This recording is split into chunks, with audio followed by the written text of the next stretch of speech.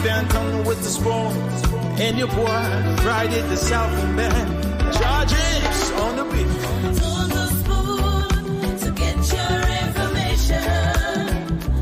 On the spoon to be part of our discussion. Spoon, spoon, spoon television. Spoon, spoon, spoon radio station. Spoon gonna tell you what is happening in Liberia. Spoon gonna tell you what is happening in Monrovia. Spoon gonna tell you what is happening in Africa. Just to spoon, you will know. If the children crying for starvation, just to spoon. You want to get a news update, brother, to spoon. You want to know what is happening in Monrovia, to spoon. Politicians want to make their decision, just to spoon. You want to know what happening in the ministry, to spoon. Yeah, to spoon. Yeah, to spoon. You from Vonjema, Maryland, to spoon. Yeah, to spoon. If you eat kepa, gradually, my brother, to spoon. You got a spoon TV, you got a spoon radio, to spoon. Yeah, to spoon. You want to get a news update, to spoon. What? Yeah, Rastafari. Kilibamba, kilibamba, kilibamba. Kilibamba, kilibamba, kilibamba. What I want? Yes, man, you batileo. Spoon TV. Spoon. Yes, man, you batileo. Spoon. Beseku. Spoon TV. Spoon. Bada. Spoon. Skibidi dabado. Spoon TV. Spoon entertainment. Kua. Beseku, kudileo. Kudileo. On the spoon to get Yes, your information. On the spoon to be part of our discussion. Spoon television. Yes, I do. Batileo. Spoon radio station. Yeah. Spoon television.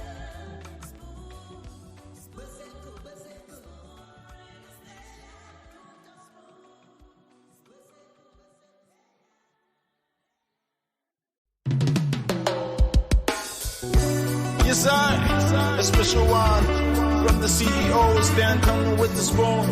And your boy, Friday the South and band. Charges on the beat. On the spoon to get your information. On the spoon to be part of our discussion. Spoon television. Spoon radio station. Spoon gonna tell you what is happening in Liberia. Spoon gonna tell you what is happening in Monrovia. Spoon gonna tell you what is happening in Africa. Just to spoon, you will know. If the children crying for starvation, just to spoon. You want to get a news update, brother, to spoon. You want to know what is happening in Monrovia, to spoon.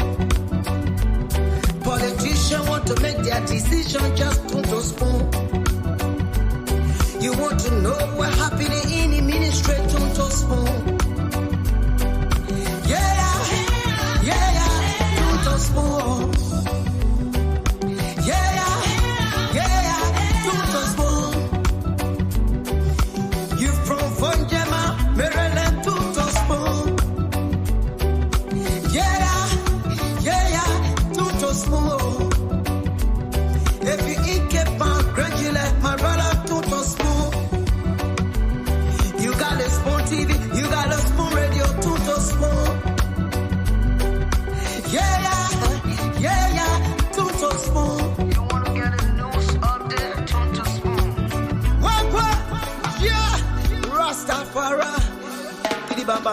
Kilibamba, kilibamba, kilibamba, kilibamba, kilibamba.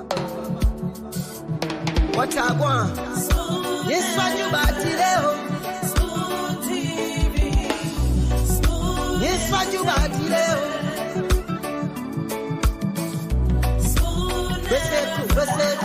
President's escort just an accident. How about we have brother? Just happening in Liberia right now. The president's escort.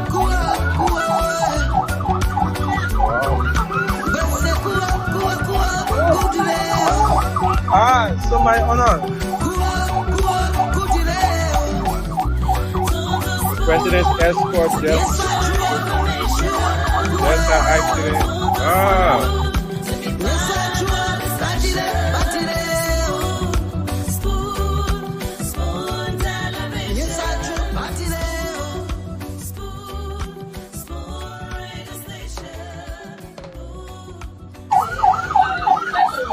How about we in brother?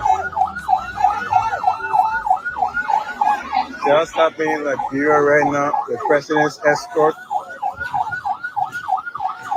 Wow.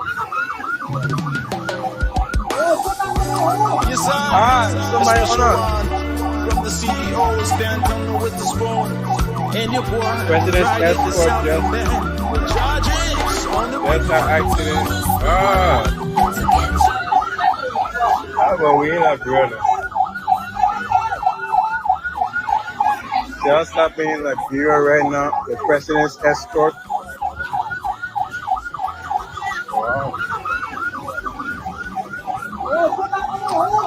Wow. So my honor.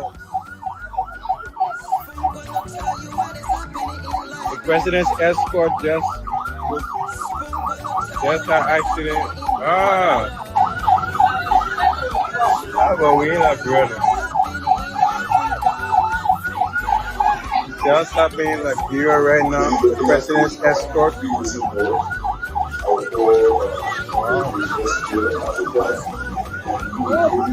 Detailed step, everything that was done to reach to the conclusion we have today as it relates to the three missing boys. As we all came forward, this was one of the issues that a lot of people are being concerned about, because there hasn't been a closure on this matter, and we are not trying here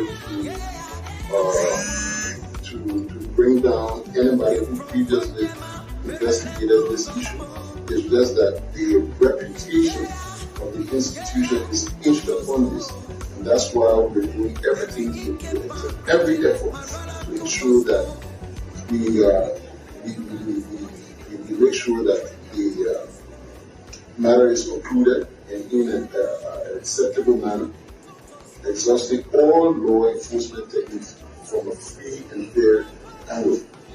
To date, this case, Mr. Fry will give you the details as to all of the occurrences and how the conclusion has been reached to where we are today. Mr. Fry.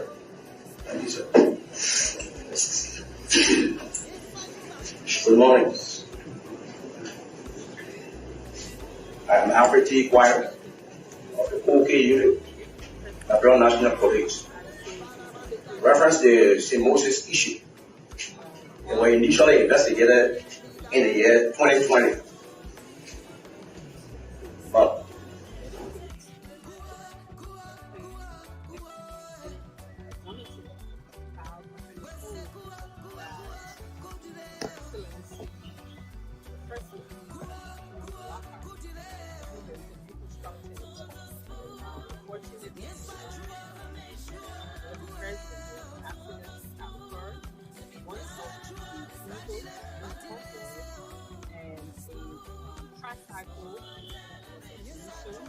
this solution happened after 3 of the vehicles in the convoy had passed.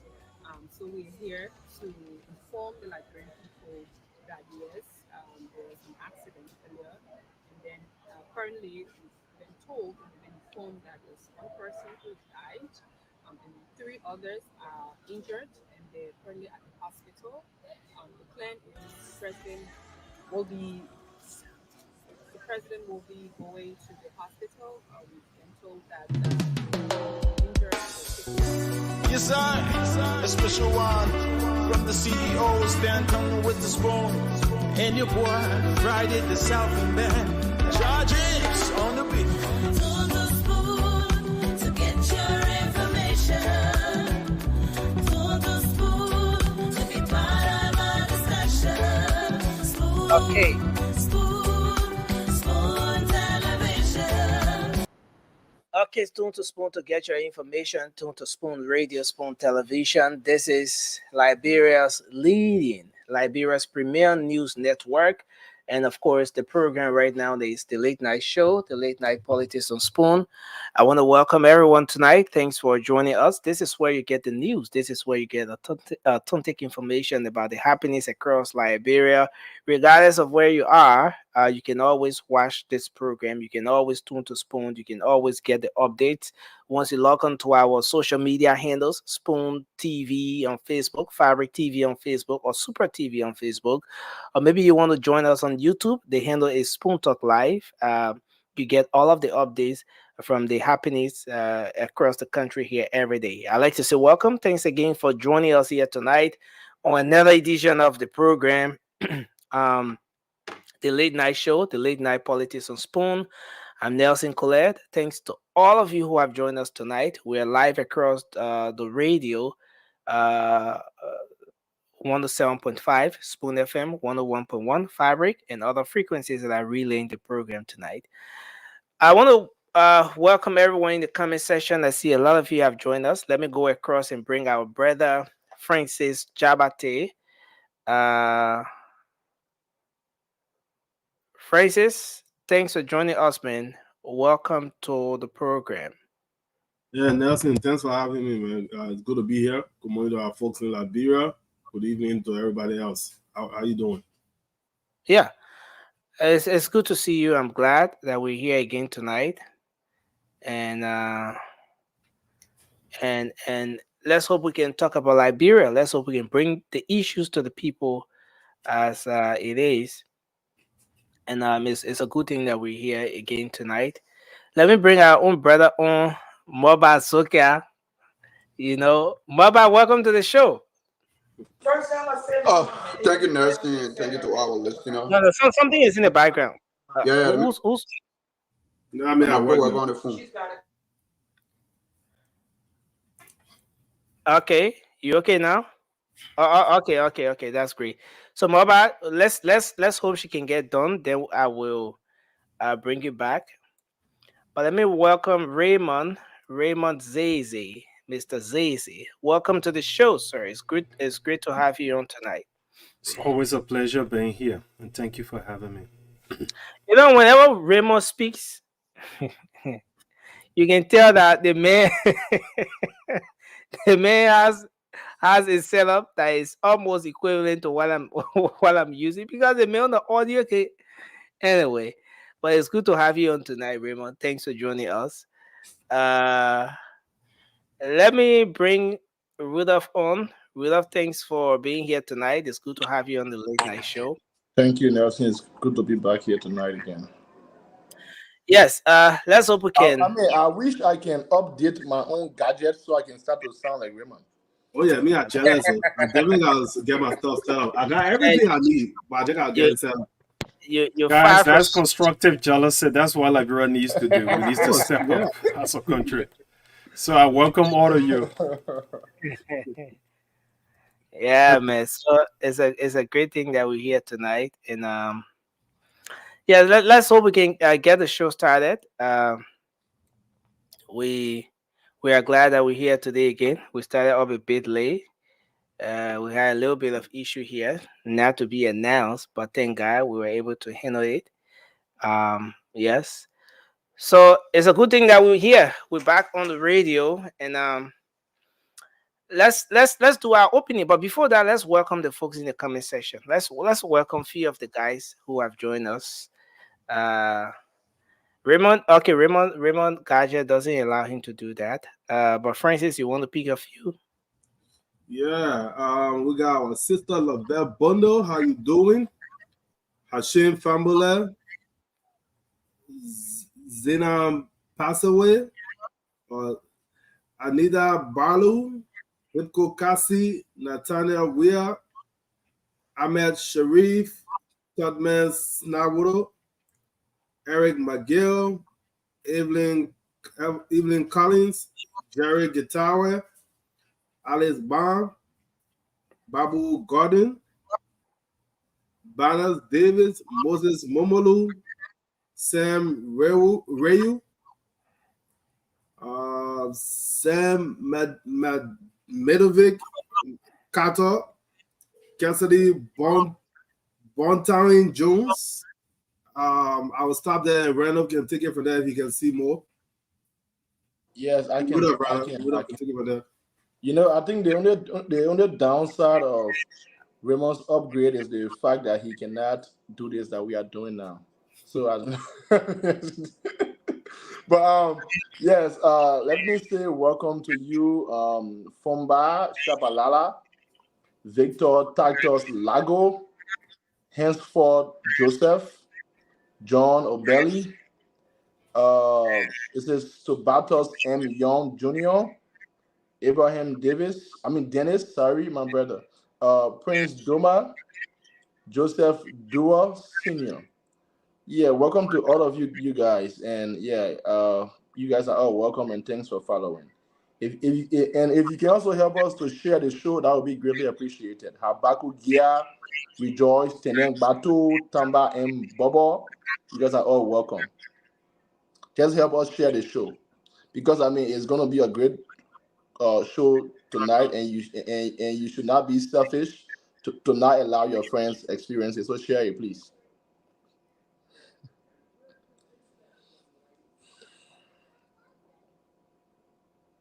Wait, Nelson is frozen so soon? Oh, okay.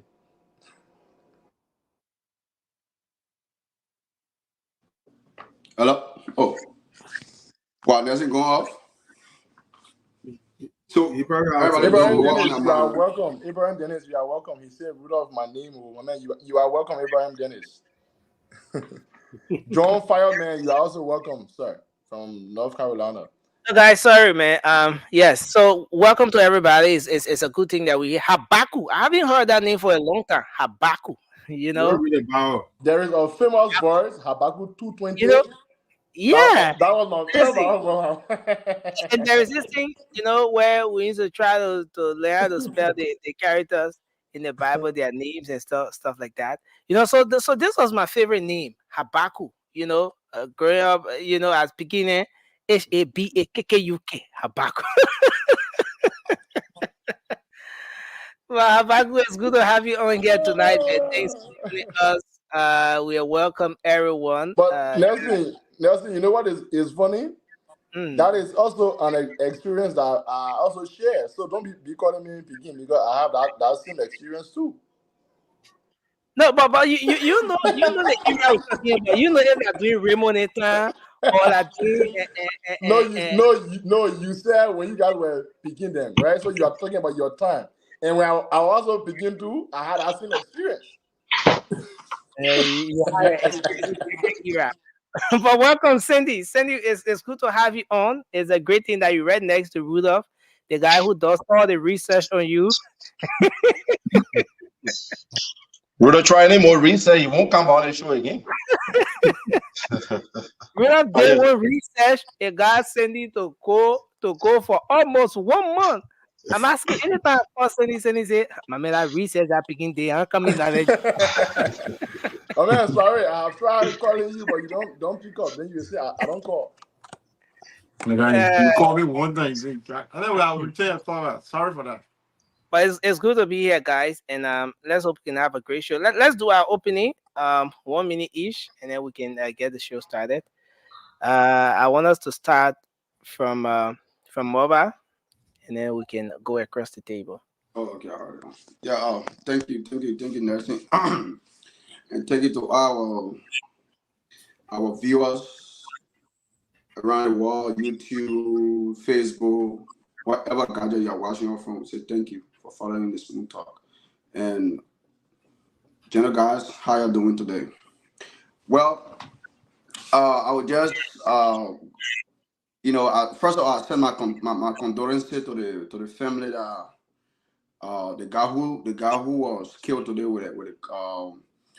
from the accident, the president convoy. I send my condolences and I pray for speedy recovery for the people who in the hospital. And I see a lot of people trying to politicize this. We don't politicize accident. Accidents is something that happen unexpectedly. Like you don't know, it just happened. But what we can do, we can prevent accident.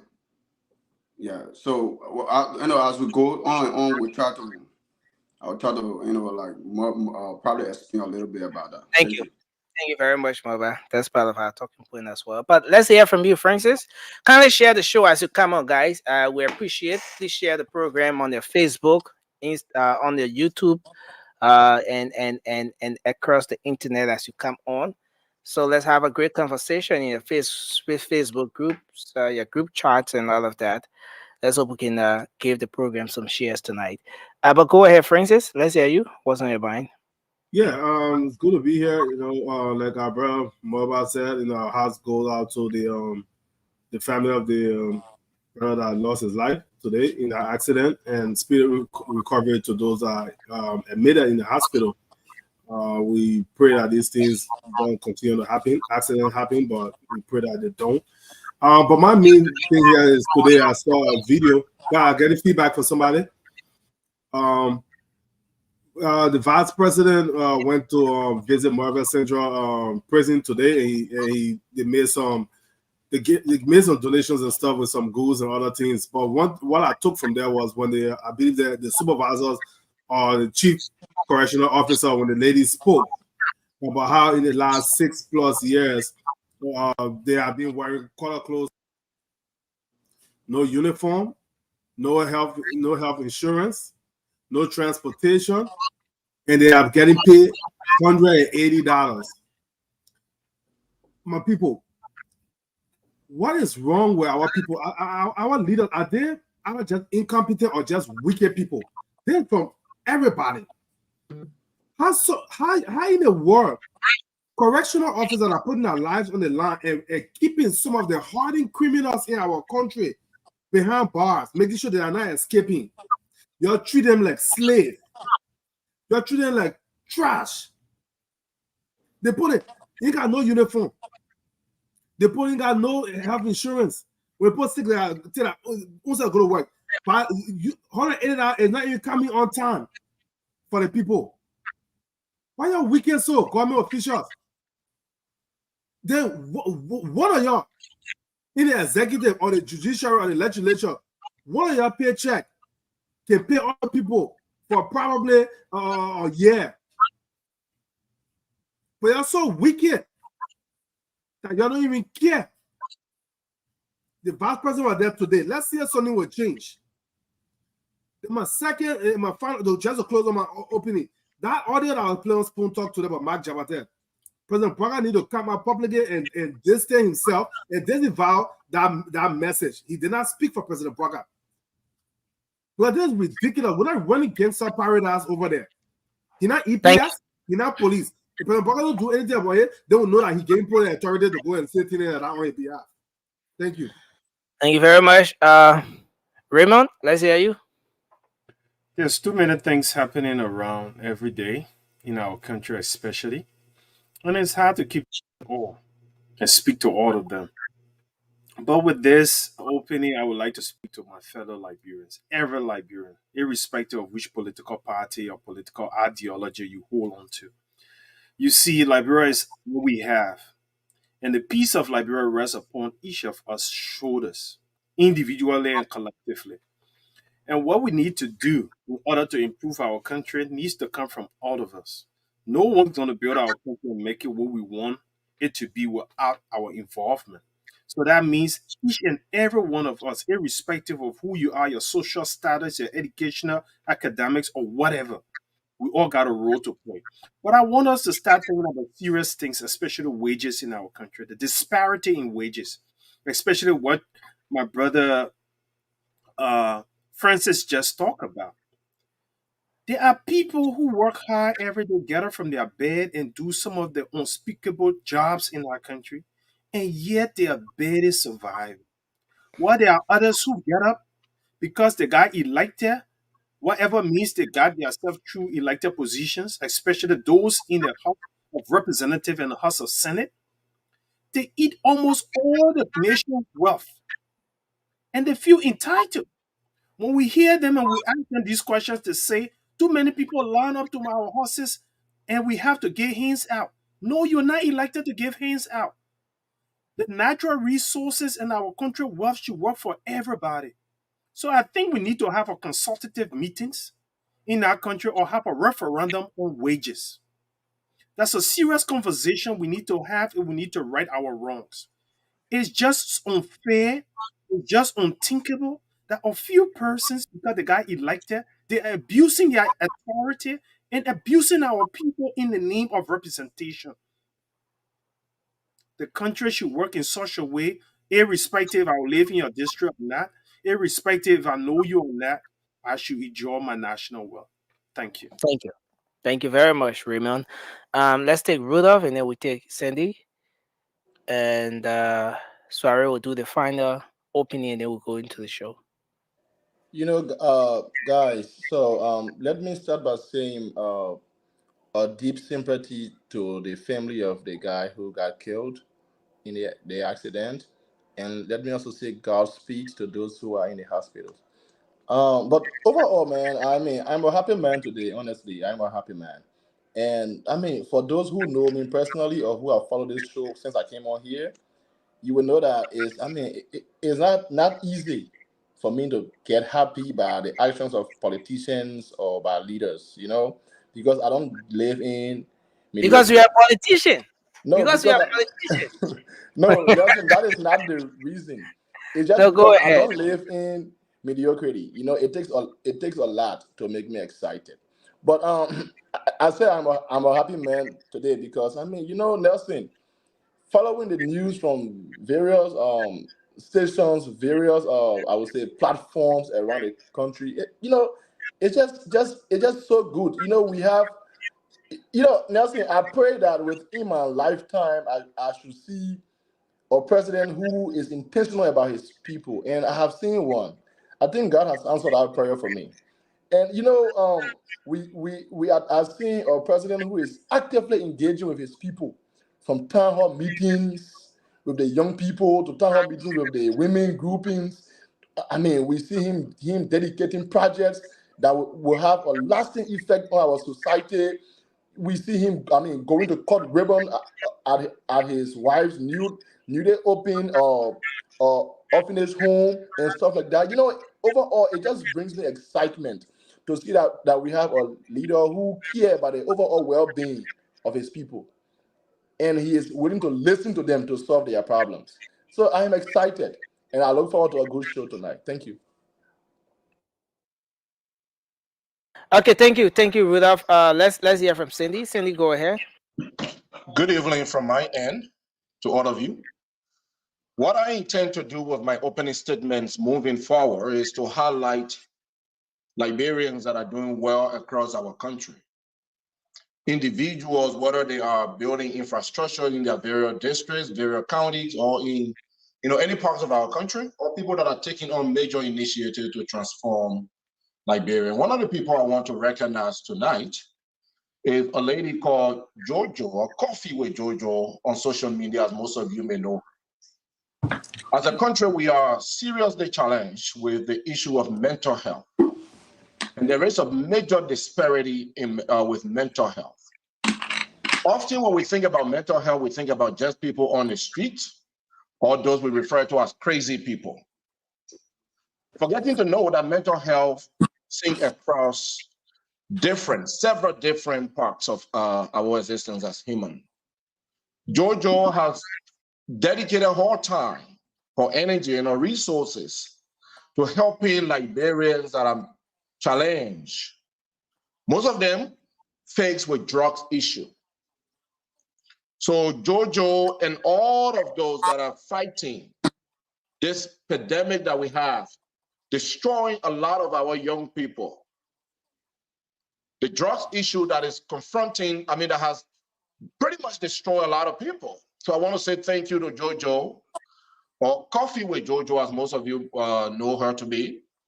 Hopefully our government and individual Liberians can take on initiatives like that to help the young people and to also just bring awareness to mental health. Mental health, again, is a serious problem. And as a country, I think we are far behind when it comes to addressing mental health, and we need to do a lot more to address mental health. So thank you, Jojo, and thanks to the many Liberians that are also fighting to save our young people. Thanks a lot. So we take Peter. Thank you, and thank you for having me here tonight. And let me begin by saying good evening to all of you guys, good guys on panel here tonight, and to all those that are following the broadcast, whether you're listening or you're watching us. We'd like to say the thanks and appreciation to all of you guys for taking upon your time to be here. There's a lot happening in Liberia, and I want to begin by saying my heartfelt condolences to the bereaved family, and to those that are injured. We like to say speedy and healthy recovery to you that was involved in the accident of the president, Modo Vigo. We believe that nobody deserves to lose their life, but it is accident. You cannot do anything about it. And basically, I want to go in the trend of the way my brother came from when you talk about the issue about drugs, and that basically I want to talk about it from the governing angle.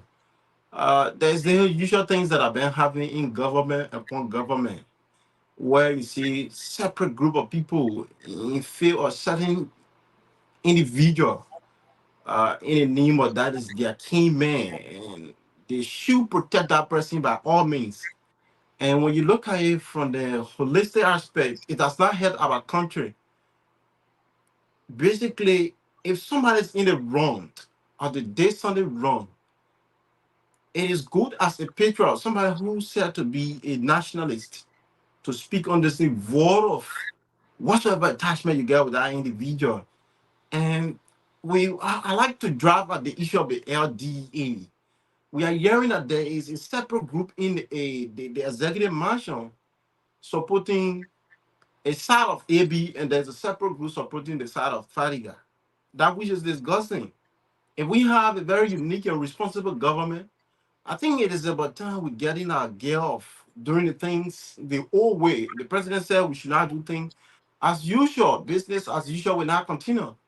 So if that report is speaking to anything that has to do with firing anybody or dismissing anybody in another form, I think the necessary action needs to take and not make progress. Because the issue about drugs in our country, some of us will kind of talk about it, rhetorically, because it is something that is damaging our nation. To get any progress nation, you have to fit the generation that is coming up. If you cannot look at the generation that is coming out, what is legacies you setting as a government? So I think that was on my mind that the president tried to look in that direction. The report is already on your desk. What delayed the report?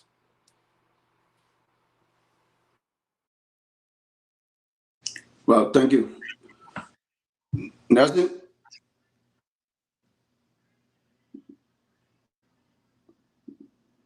So everybody done with our opening, right?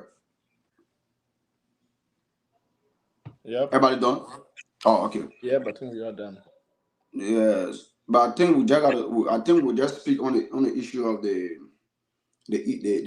accident that occurred today, because I sure like the topic of nursing we're about to bring on the flow so we can discuss. Like probably we can discuss how like the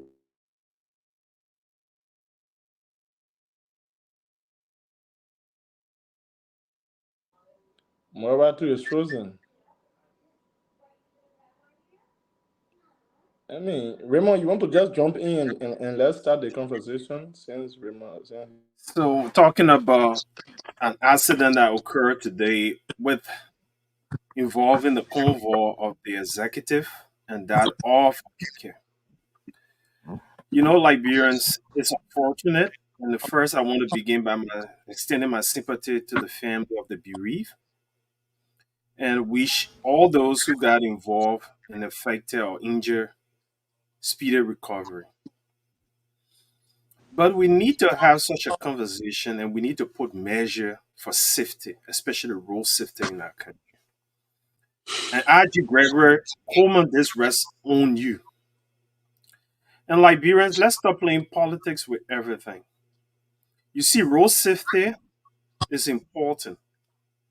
It safeguards all of us and even protect us from spending money for repair of vehicle or damaged vehicles or other properties and even lives, the loss of life, which is most precious. Uh, it's unusual for a convoy to get involved in an accident with a vehicle because by law, a convoy needs to make sounds. And there should be a pilot car ahead to give signal and warning to other vehicles to stay off the driveway. And the police too, we need to educate our motorists, those who can drive, to abide by rules and safety in moving these vehicles. These are conversations that we really need to have in order to improve our livelihood, our condition of living. Because it's come to talk the truth, Liberia is something else.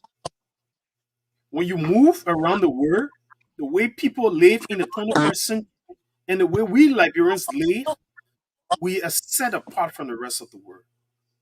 We do not follow any standard or best practices in the world.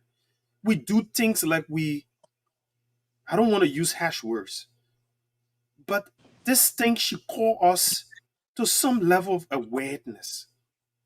And we need to start having a serious discussion.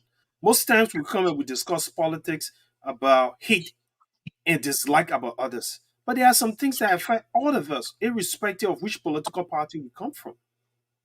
And these things are serious issues that affect our life to an extent that others could either be the victim or could be in a situation that we need some way out from.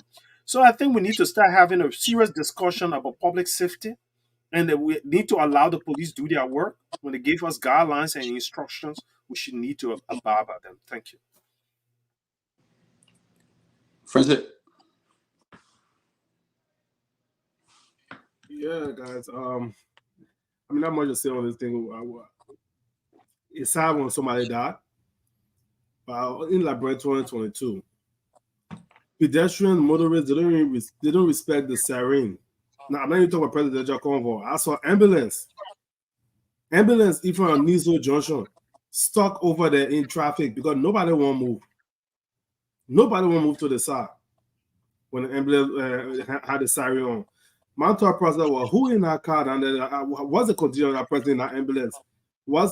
Is the person's life at risk? Is there an emergency? Because people will just die in the ambulance. It doesn't matter if you got guru or not. Our people do not care about the siren. It's unfortunate that this happened because when the president convoy is coming, there's an advanced team that go in front to make sure people know that the actual convoy is coming. So it's not a secret that the convoy just plow through people. The advanced team comes forward. So our people need to try to protect themselves too. There's nothing worth giving your life for. There's no amount of rush, especially our commercial vehicles. No amount of money worth your life. So take your time, be safe for you, your family, and your passengers. It's sad today, but those are trying to politicize this whole thing. Shame on them. And this is serious, Francis. I'm going to come back to you, but I want to play this video here. I don't know how many of you have seen this. But we in Liberia.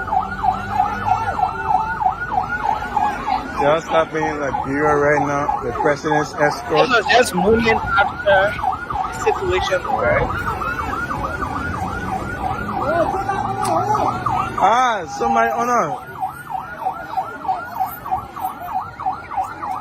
The president's escort just had accident. And no Sony. And then Anthony, yeah, you have to mute. Thank you. This was just moment after the situation occurred. And yes, like most of you said, you're right. And maybe I should play a portion of what the presidential press secretary Kula Fofana had to say today regarding this situation. She had a brief media engagement. Let's listen to just a portion of it, and then we'll come back on this particular development here. Okay, so let's do this. Good afternoon, distinguished ladies and gentlemen of the press. I'd like to welcome you to a very brief press update. Do you guys hear us? It's a little bit low. It's very low. Increase your volume a little bit. To dedicate and open a dormitory of love for child orphanage homes. I don't know if it's just me, but Nelson, I can't hear her though. I don't know if It's very low. Yeah, it's very low. It's down to you. It's low. Renovated, reconstructed. Yeah, So- it's very low. Oh yeah, so But That's Nelson, what- quick question: Where was that that interview happening? The airport. I think so, right?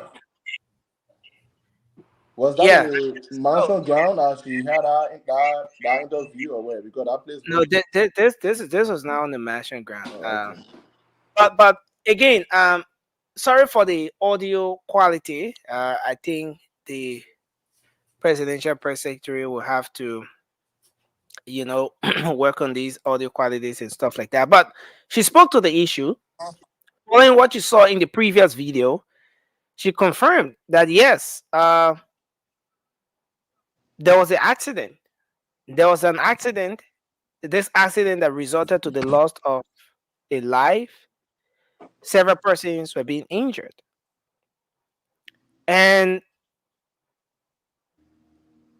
this happened when the president was on his way to dedicate this orphanage.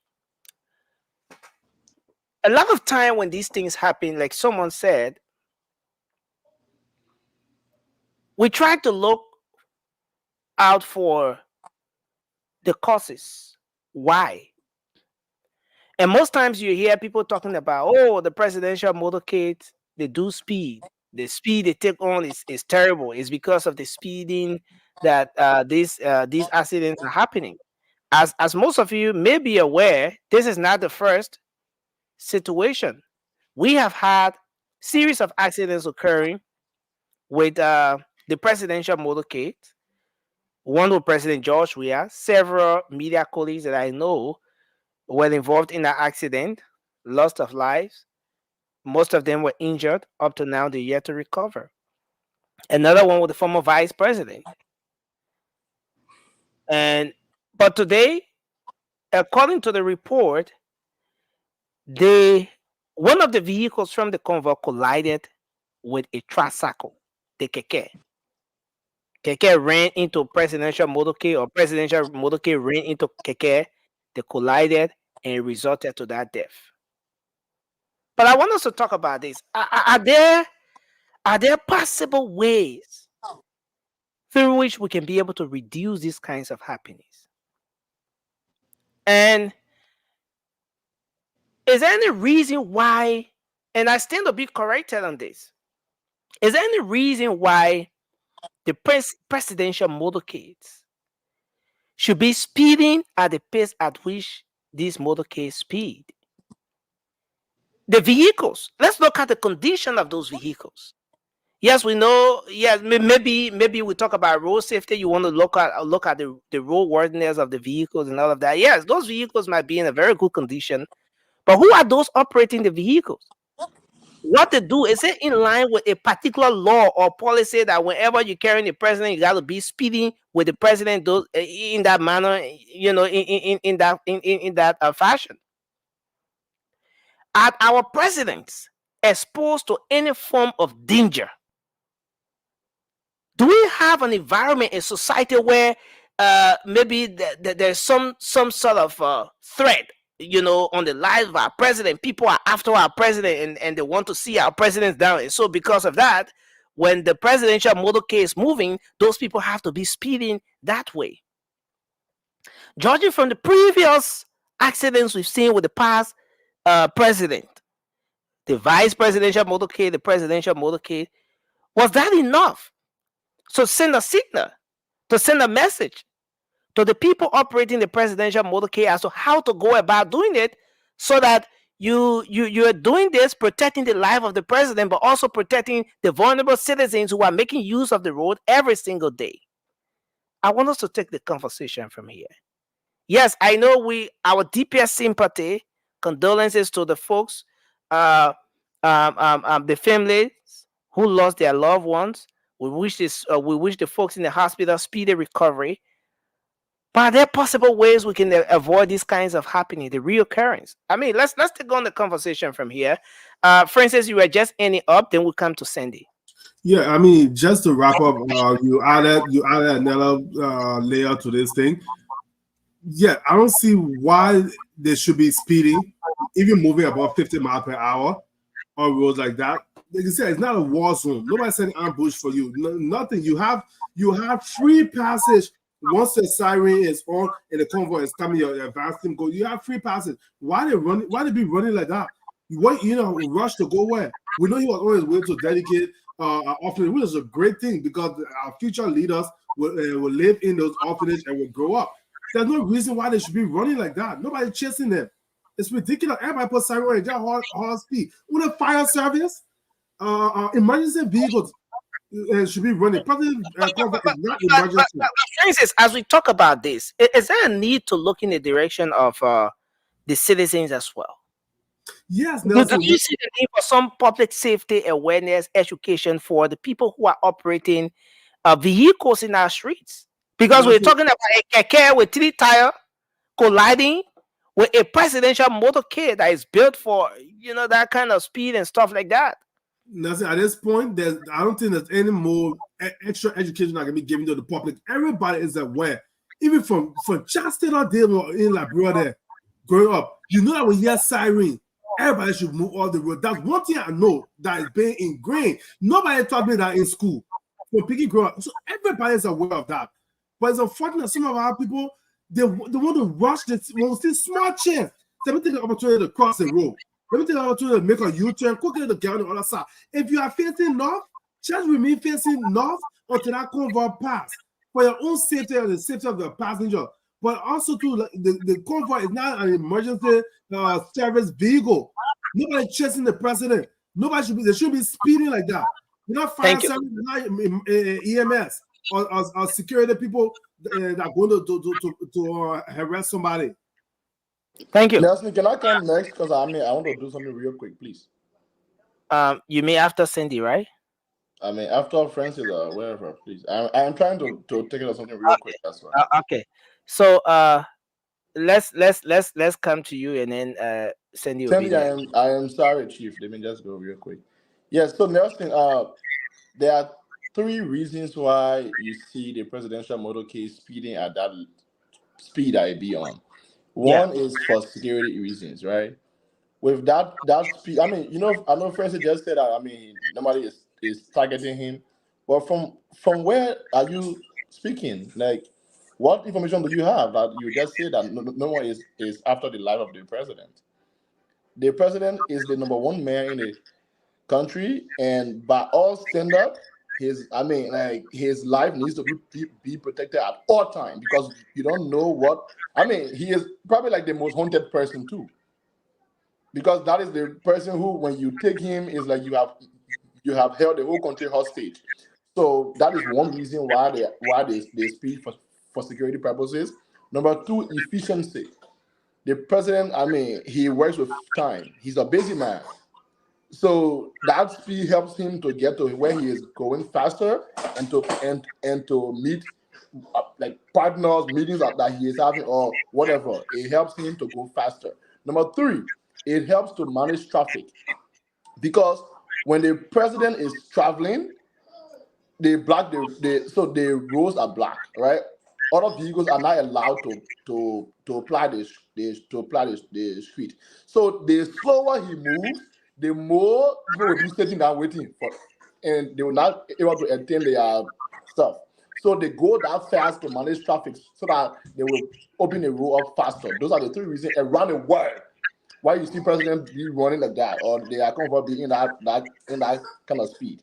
You know, Raymond said it right. I mean, I think it's time that we ought to educate our people, Nelson, because I mean, like the thing is, we don't even have road signs, right? You know, when I came to the US here, I was surprised to see something like Yo Life. I mean, like those things make traveling easy and hey, stop.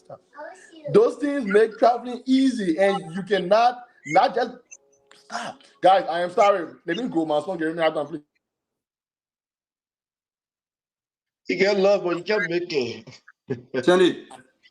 So first, let me extend my deepest condolences to the family, and I wish speedy recovery on those in the hospital. If Liberia was a country or is a country of justice, if Liberia is a country where citizens can get justice, I have asked the family to sue the government today. Don't beat me yet, I'm coming. I have asked that family to sue the government, gather a good lawyer and sue the government. I hear my brother friend say putting blame on the citizen. We're talking about a presidential convoy, my brother, that before it even come out, hours to that time, the route that is taken, we should have serious security managing traffic in that area. What number of vehicles in that convoy that got involved in the accident today? I want to know. Was it the first vehicle, the second vehicle, the third vehicle? I want to know. The third vehicle. The third vehicle, just imagine the third vehicle. Why prior to the third vehicle coming, we did not have police controlling traffic? Keke, for God's sake, or keke, should not even be allowed to come close to the road. Police should be there directing traffic. So the blame is on the government. Second thing, Nelson and others, almost every car in Liberia have siren. Have you noticed that? I can buy my SUV now, or that my small car, and I can put a siren on it. And I can be doing one at night, and no security can stop me. That's the first danger we should be talking about here. So then you wonder why the people don't respect siren sign. Which siren do you trust? President could have an SUV and he has siren. I can have my car and have a siren. The ambulance will have a siren. Which siren do you trust? Which siren do you trust? It is not the citizen to be blamed in this case. There should have been measures put in place to ensure no car was around there. This is not just an ordinary convoy. This is the president convoy. Nelson and others, I agree. It's time we maybe start to reevaluate our traffic laws. Secondly, we should also start to look into the number of vehicles that we have in the presidential convoy. I heard that President Bouaka reduces a little bit, but I was there, I saw his convoy. And by the way, the convoy passed me once right by the Ministerial complex. It wasn't that fast. It wasn't really fast. It was a little slow. It was slower than Georgia, I'll be honest, that particular day. It wasn't that big, but it's still too long. Again, I'm going to come back to Paul Kagame beat me every time I bring in Rwanda. 30 seconds, Sandy. I was going somewhere in a place called Kisimenti. I saw huge police on the road lined up. Before I could realize, 3 cars passed. And the guy that was with me said, oh, the president get passed. 3 cars. This guy who is not liked by many people only have 3 cars in his convoy, in his country. What are we doing with so many cars? But friends, we can't put this on the citizen, my brother. We cannot. I think the security blunder. The blunder. And they should pay. If I were that family, I would find a good lawyer. Thank you. Nelson, before we go further, let me mention me too much. Let me just clarify something. I don't want to let this message resonate in there. First, Sandy, you are misleading the people for saying that I'm blaming the citizen. And 2, it's not possible for the president to have police lined up from the start of the president convoy to his or her destination. And 3, when the convoy is moving, the advanced cars, each intersection along the way, police cars are assigned there, or police are physically at intersections stopping cars from moving about. So you cannot say that there is no police there, but not physically or humanly possible to have police officers lined up from the start of the convoy or of the president's location to his destination. It's not humanly possible. You take all of the police in the country to do that, because they're leaving Capitol Hill to even go to Congo Town. If you want a lot of police along the road, that's not possible. But they have police cars at every intersection along the way. I've seen it before in Liberia. So don't let me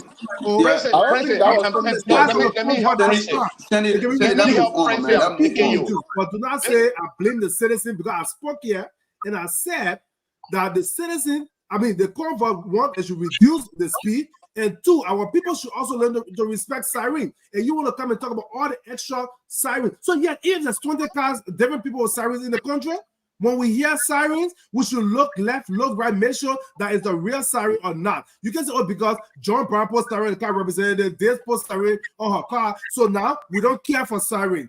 This is what leads to these things. So stop telling the people. This is important. This is important. And I see. I don't know if it was Moba who gave Francis extra 2 minutes to counter the point. I have one more. I have 5 more seconds. That's why I have 5 more seconds. So Nelson, can I continue what I was saying? Yeah. Okay. My son couldn't allow me to complete, so I am back now. But to that point, I want to welcome Josh to the show, and Anthony, welcome to the show as well. We're gonna come back to you. We'll come back to you. We'll give you a few seconds to conclude, but I know, Sandy, you want to conclude. But to that point, the tricycle or keke collided with the presidential, or with the vehicle from the presidential motorcade. This was not when the first vehicle passed. Neither was it when the second vehicle passed. Now, usually what happens is that whenever you hear the sirens, and I've experienced that a lot of time in the traffic, no matter how much of a hurry you're in, you have to slow down, take the right side of the road, take the shoulder of the road, and let the siren pass. But time and time over and over and again, we have a situation in the country where, guys, can we please mute? We have a situation in the country where people will hear the sirens and they will still remain on the road. Either because there are too many sirens in the country, or people just sometimes want to be, disrespectful or dismissive of this whole siren thing and stuff like that. This guy, even after the first, second, and third vehicle pass, he was still trying to make a U-turn on the road. And then he collided with the presidential motorcade. Is this happening because of the lack of education? Or are our people just so tired with the too many sirens in the country. Everybody got sirens, and so sometimes they get fed up with this whole thing. Again, it's a sad thing that there was a life lost, but how can we avoid the reoccurrence of these kinds of issues in our country? Do our presidents, our leaders, chief justice, and all those people really have to be on that kind of speed with the siren one all around the place? Why do our people even disregard the siren like the experience, for instance, shared? To a point where sometimes ambulances and presidential motorcades, sometimes they'll be stuck. I mean, Cindy, you can conclude, then we get Rudolph to conclude, and then In most cases, when you talk about ambulances, and I'm not talking about just the presidential convoy, but when you talk about ambulances in the first place, it depends where. In most cases, you don't even have a space to get on the side. And I'm not saying on the rubber field highway. I'm not saying that. Most of our roads, Nelson, in Liberia, we don't have an extra space for vehicles to even park on the side. There is no This is very yeah. unfortunate. I insist, what happened today could have been avoided if there were proper security measures in place. If there were proper security measures in place, it could have been avoided. I have seen the president convoy. And Francis, I'm not saying line up all the police officers on the road. I have seen the president convoy. Before that convoy can come to a junction or come to a particular place, there's security there directing traffic. I've seen it. That was not the case today. So what went wrong? Thank you. There is a need for investigation. Nelson. Okay, Yeah. let me go ahead because I just want to make some clarity to Cindy. The same thing happened. Okay, go ahead. So we'll bring Raymond in, but let's have for today on your coming Sunday. I'm not Sandy, I'm not a female. My name is Sunday. Where are you? We'll call you Jayu. Let's think about the day of the sin and say Sunday. So right? The day of the sin, Sunday. Danny, Sunday struck a very brilliant point when he talked about, because I was going there when my son disrupted me. When he talked about the many sirens, right? And I think that is a problem, right? Because and that can also be tied to, I would say, education. From my experience back home, I learned, not by anybody teaching me, but I learned just by observing that in the presidential convoy, the last car that will pass is always a police pickup, right? But not many people know that. I want to believe that guy did not even know that it was the president that was going to work. Maybe he thought that was the end of the convoy when he got on the road, right? But that was not a pickup. I think. Again, if you say that, Rudolph, then maybe. But we in Liberia. Just happening in Liberia right now. Nelson, so what the car you see there is not a pickup. I know, and that is the point I am making. My point is, I got to learn it for myself, right? That the last vehicle in the president's convoy is always a police pickup. But I am saying not everyone knows that. So people need to be educated about that, right? So maybe this guy did not know that, right? And maybe he thought this was a normal convoy going, and that was the end of it. So you were trying to get on the road. If he had known that the last car in the convoy is always a police pickup, maybe this was then avoided. So that's why we are coming in with education. Thank you very much. Need to be educated about these things. Yeah, thanks a lot. Let's take Raymond for 30 seconds, and then we'll take more about 30 seconds, and we'll go to Bila, Anthony, and Josh. Gentlemen, I want to welcome everybody's position. But what I want to urge every one of us, what we're doing here is a critical role to educate our public. And this critical role could be misappropriated. In every instance, you take the facts of the instance and discuss it in the context of the instance. In this instance, Nelson laid it right. The police vehicle, if it's a normal accident without a convoy, the keke is wrong. The keke was doing a U-turn in the middle of the road. And for anyone to do that in a normal driving, and anybody moving a vehicle must move the vehicle based on driving rules, nothing else. Negligence of the law is no excuse. And when we can't use negligence, when we're talking about behavior change in our country and supporting negligence and saying people should give way to negligence, we want a chaotic society. That's how chaotic society behaviors are brewed by laying aside the rules of law. And every human being in that country is a subject to the laws of the country. So no individual is above the laws. The driving laws in our country are laws. The police vehicle, mark police vehicle. The colors of the police vehicle hit the keke in the middle of the road, in the middle of his lane, and the keke is before him. Look, it's sad that we lost lives, but the critical conversation should be about motorists knowing the rules, the police giving authorization to motorists to move vehicles, and people who are trained and know what they're doing. Thank you. Thank you, Raymond. Thank you. You know when you raise your hand, a lot, many of the folks were testing me that you were about to talk about the road situation. But anyway, that's another conversation for another And let me day. just add up, right? Cindy So said, no, 1 minute. That's one fight. You're not adding nothing. You're not adding nothing. Raymond, your Cindy time finished. said Your there's time no finished. place for vehicles to park by the curb. But we saw a very clear rule that vehicle that No. I there was was no making reference to in the the outlet image. thing and No, talking we were about talking about the accident, ordinary and you road. said they should sue the government for this Yes, accident. for But this no, accident. Cindy, Investigate no it. traffic investigator. Look, after a traffic accident, investigation is there to establish who right or wrong. Yeah. It's not based on opinion. It's based on the laws.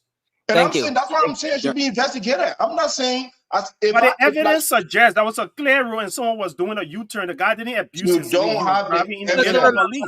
You're asking for investigation and you are assuming. Again, We Raymond. said A sue. life We was said lost sue. That's an and a assumption. vehicle was brought up from the back. Sunday, when you say sue, Yeah, that guys, means nobody sue when they're wrong. So let's you do already this. made a Yeah, conclusion. Sunday. Raymond. And from the way you put your point across, someone may interpret your position as saying indirectly that the keke rider was wrong, because you are saying that there was a clear road. The guy made a U-turn in the middle of the road. But then, if we're talking about investigation after an accident, then of course it's just fair that we establish who's wrong or who's right after the investigation, which is just fair in any given case. But let's see if you can't know the fights that in the image that you presented, Nelson. You presented an image and there are fights in the image, so we should discuss the fights. And this is the image as well. How about we in Liberia?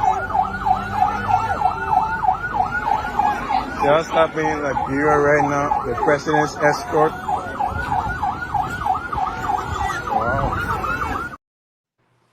We cannot even assume. If we are going by the rules, we cannot even assume that the keke was on the wrong lane. There was no lane. There was no line mark on that particular road. I don't know if you have been there.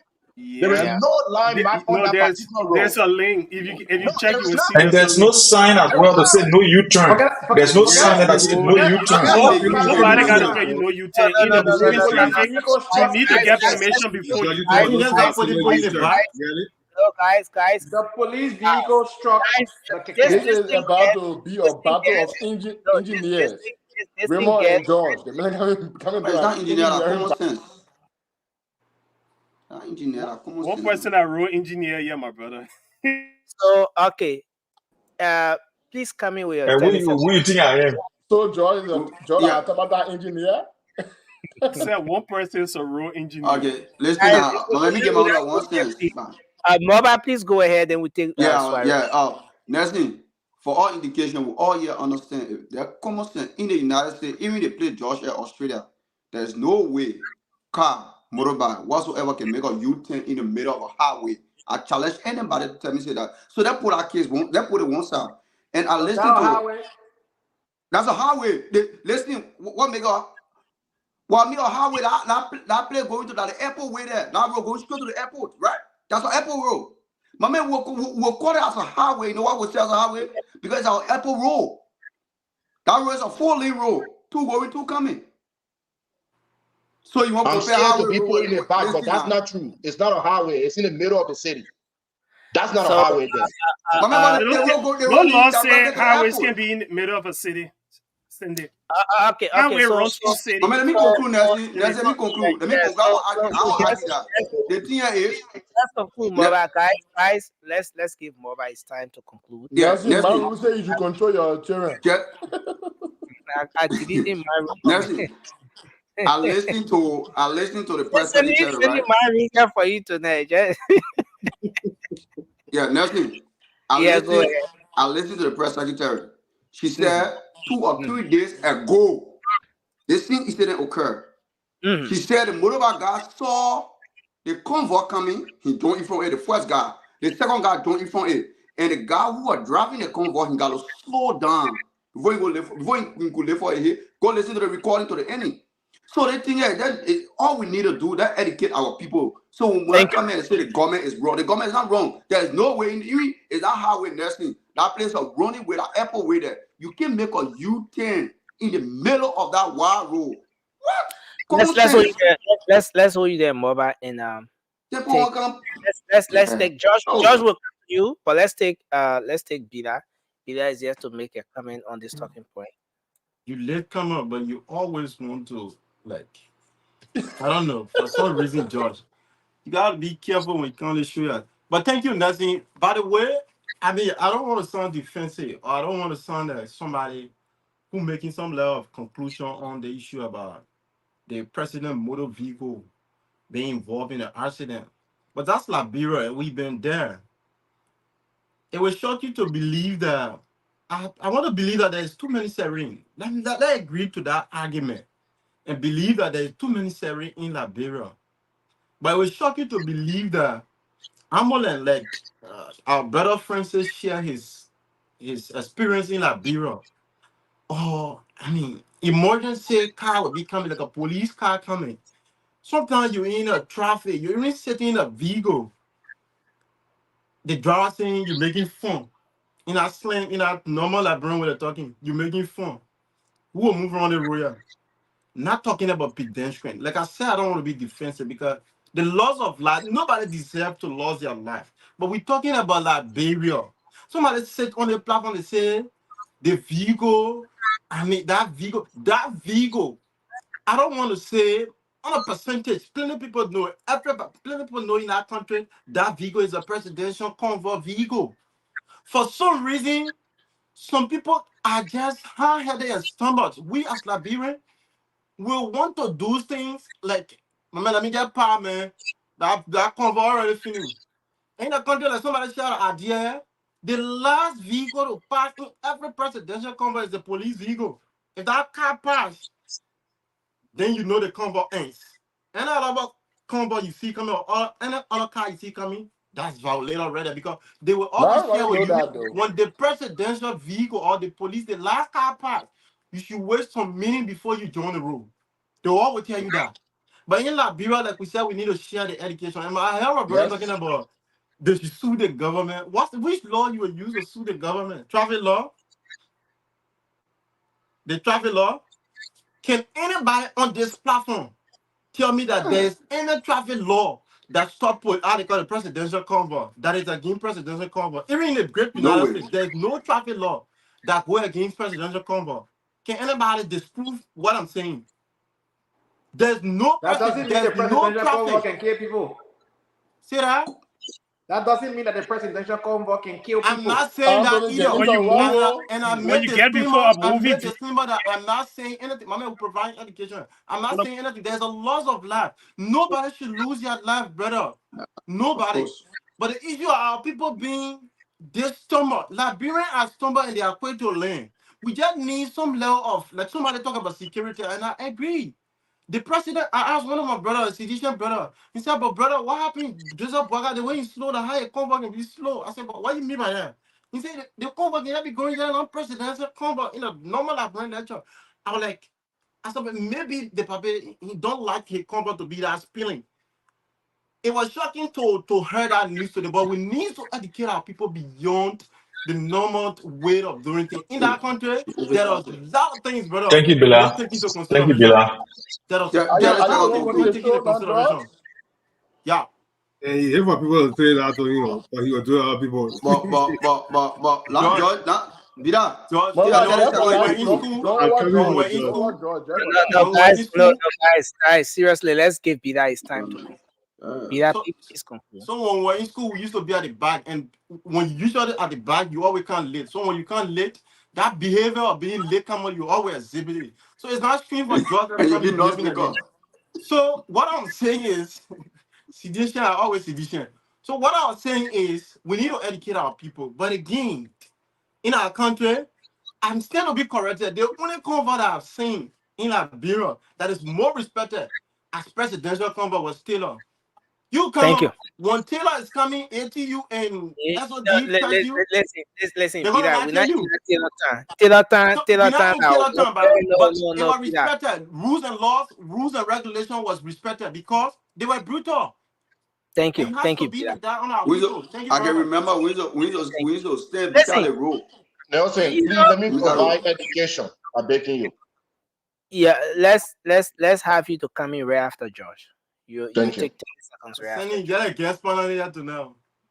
Thank you, guys. Look, The man can't checking everybody. I All right. just, I get surprised and sometimes shocked when, we are making statements on this platform. With our investigation, my brother Raymond already told us who is wrong. And Raymond, look, in engineering, we got traffic engineer, we got road engineer, we got so many engineers. So if you are everything, then that's something else. But for me, I work with a traffic engineer, right? And every role is marked for a purpose. There are freeways, and if on freeways you cannot do a U-turn, you cannot walk. Even you cannot walk on a freeway. You cannot ride a bike on a freeway. You can do a lot of things on a freeway, but those roads are marked as freeways. So you guys are telling me on a highway you're going to Banga because of highway. So when you forgot your passport or something back in Banga, when you going for interview, you will remember and before you turn around and go to Banga to go and get a passport, you will not. You can turn around on any highway once there is opportunity to do so. It is not a law to say you cannot turn around on a highway It is the law to unless do a there is a U-turn listen, in the middle of listen, the road. listen, It is the law. listen. There are different type of roads. A road with traffic island, right? A road with a traffic island is different from a road without one. A road that is just marked with a line that said don't overtake, or two lines. Well, they say don't overtake, like yellow line or two lines, or broken line. Or broken line, you can overtake, you can turn around. Is That's this just what I want to say. And I correctly think what we need to engineering? do, hey, but man, wait, man, we're talking about real, education here. We're talking about that thing where you can be doing. I Yeah, will now say to use I'm trying to educate people here. use the buttons now to bring the show Please, in Nelson. because we have to do this. I mean, I let's think the driver of that vehicle should be drug tested. It is hard time you our mean people you mean die. the presidential motor. Yes, it should be drug tested. And it should be that if there is not a law in Liberia yet, any road traffic accident, people involved in that accident should be drug tested, alcohol tested, and everything, because it's by hard time our people die senselessly, right? We see a lot of old vehicles in the country killing people. Then they'll have a presidential motorcade vehicle struck somebody dead. When you know that someone is on the road and you just go into them, I'm sure that road is very clear. It was not in a curve or anything. That vehicle must have seen that keke that was making a U-turn. There was a lot of avenues I wish he could have avoided him because that road is deep. If they said no car on the road, that means you could have avoided that guy. So he might have been impaired by some drug or alcohol to have struck that person. That guy should Nelson, be they make it drug because you all the tested one was to make somebody thought sure they muted. that to make sure that Look, I'm making an educated suggestion here. That's not thing you can be talking. I'm talking about something that happens in good countries. Even if the president, Josh, please just conclude. Yeah, conclude. okay. Yeah. So the next thing is that we understood that Yeke Koloba used to insult President Weah every day for tea and breakfast and dinner and everything. Nobody in the CDC, we that just say we stupid, we not get sense. We No, never threatened to kill him. that's our next talking point. Yeah, we never kill him. We're not threatening to kill him. You guys so much thin skinned. Thank Thin you. skinned, you want to kill the I man want to now. hold you there. I want to hold you there. Okay. I want to hold you there. Let's take Anthony. Yeah, I'm providing my education now, right? But Nestle, don't talk on the topic here, yo. I'm just I'll get report on it here, Anthony. Don't open a Pandora No, it's box. not a reporter. It's not. I'm not reporting. I'm just giving an education. Okay, Because sure. we're on a public You forum. know our men will reply to you, Sandy. When I spoke earlier on this topic, I said if Liberia had a justice system that is fair to our citizens, I was very clear. I said if Liberia. We come here and argue that no, I heard my brother be like, oh, which law in the country say presidential convoy can do this? Basically, you're saying that the presidential convoy is above the law. Let me give you two instances here in the United States. 2009, current U.S. president, then vice president of the United States, President Joe Biden, his convoy hit and killed a woman in the state of Delaware. He was sued. The government was sued for that. That case was settled in court with the family being fully compensated. Do your research. 2012, then U.S. President Barack Hussein Obama, 2012, his convoy hit a guy. His last name is Bruce. Hit that guy, killed him on the spot. The government, that case again was settled out of court with the family being fully compensated. These are countries of laws. You can investigate it, you can sue, and if the government is right, they are right. But if the government is wrong, the family must be compensated. Nothing quickly, man. City, information, and I yeah, put that out there and let it go and check. We No, agree guys, that information. government budget has submitted. The government always compensates. You know, when you do some of these things now, you bring up. No, guys. Let's not do that. Let's have order on the show. Let's take Anthony. After Anthony, if we have to give 30 seconds across the board, we'll do that. But let's take Anthony. But Anthony, Nestle, you please. don't talk on the topic again. I'll tell you second. But if you don't Mama, you started the conversation, right? We started no, the I conversation. talk as a man if I talk. Raymond. Yeah, so Did I? Yes, you spoke. You spoke. I listened to Okay, you. You spoke. You did speak. Nestle, I hope you were And trying to Zizi put is it in trying the back. to My phone went off. Okay, so guys, let's have Anthony to come in.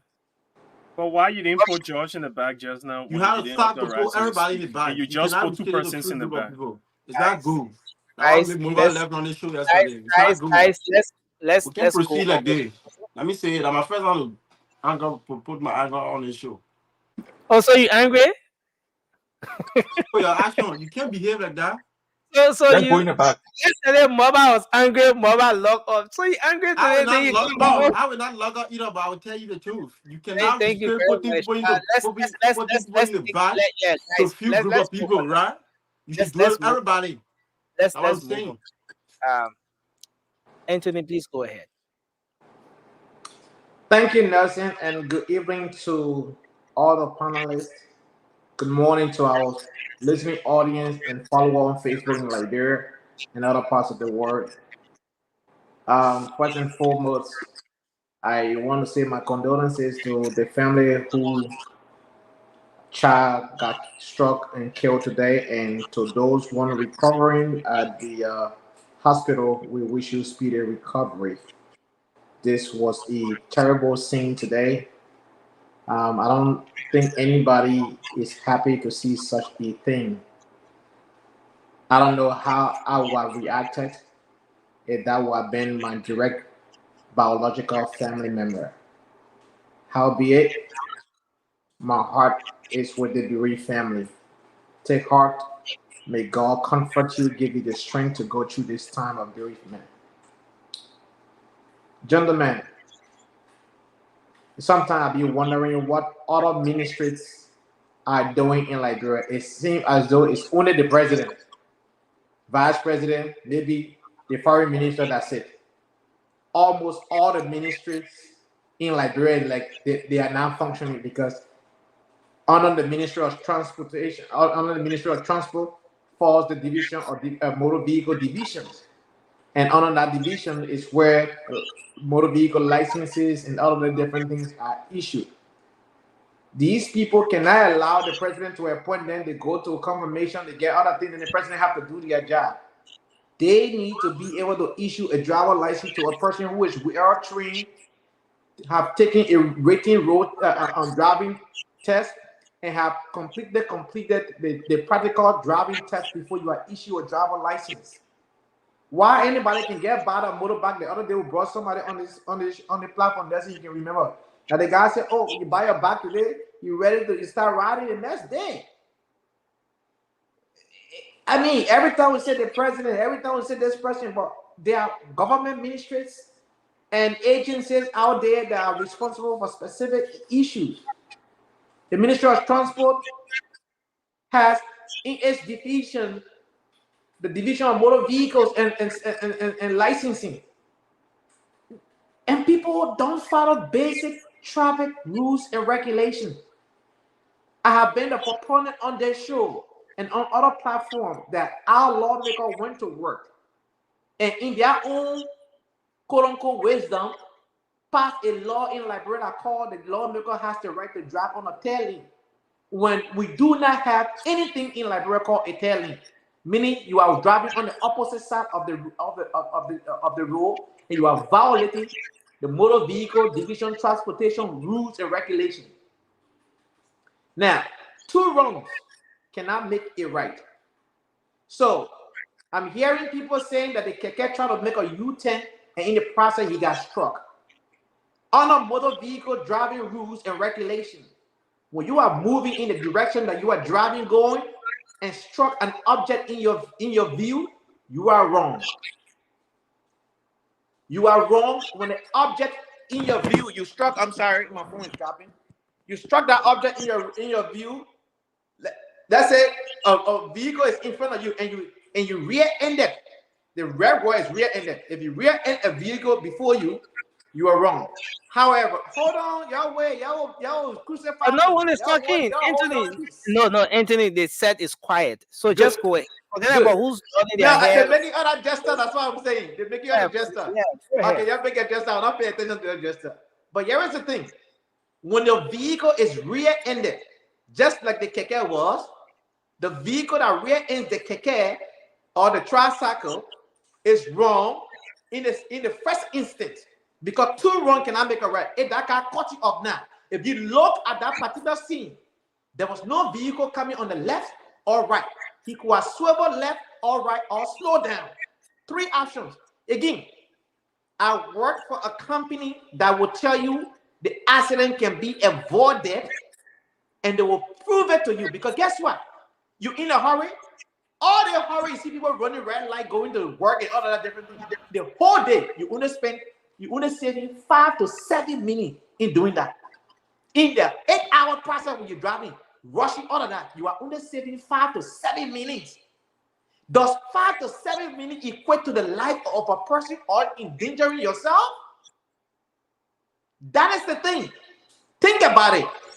Does saving 5 minutes of your driving time all day in 8 hours period, because the study was doing 8-hour period, worth killing somebody's life or endangering yourself as a driver? The answer is no. So that's what you do. You proceed with what? Precaution. 1001, 1002, 1003, 1004. Meaning, when you drive past one object, it has to take you 4 seconds before you pass another serious object going at a certain speed limit. They saw that guy making that U-turn. They have the time to have slowed down or dodge that guy. You understand? And another thing, I fear for the life of our president. It was this same president that the guy was able to penetrate the Secret Service and put his hand on the chest of the president. It is this same president.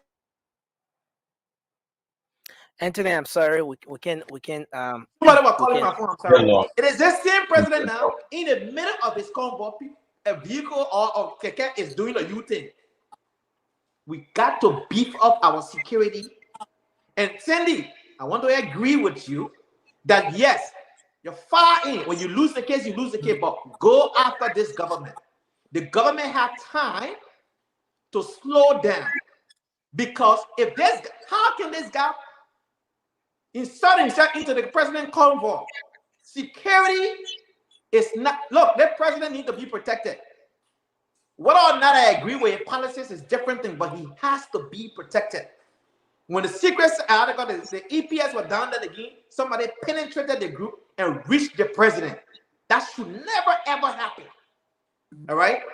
Then there is another guy now inserting himself into the traffic when they're supposed to have an advanced team that clearing the way.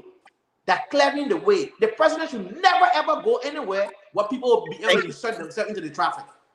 Thank you. Thank you So very much. our security should not be compromised under no circumstances. President Bouaka, His Excellency, need to travel with no headache. Thank you, Anthony. Thank you. Next thing, I'm taking my time. Yeah, mobile. Let's have mobile to come in quick. Yeah, thank you. Thank you, Nelson. You know, when it comes to the traffic, although no one, celebrating somebody's death, number one, let me that one straight. We all sorry, and we all say our condolences to the family, and more especially the people who got hurt, who in the hospital. We pray for speedy recovery. But when we come to the traffic law, I hear my brother talking about double line, double yellow line, double red line. I understand all that. Double yellow line, you don't cross double yellow line. And where double yellow line go is on a highway. You know what make that play highway? It's an airport way. So nobody should come here and justify that play not airport because it's close to the city. No way you can say that. Or double, and guess what? I'm telling you to the nursing, we all on the platform. If they put discharge to start making road over there will be a double yellow line. And a double yellow line will go over there. There will be no way for a car to even cross from the other side to the other side. And it will get a wet yellow line, probably to a wide area. But my main concern here is we that here in America, we live in a vast country. We all know there will be no way we would drive a car and go to that part, that's the middle of that road, and make a U-turn. That is a center of the road, and then we say the government wrong.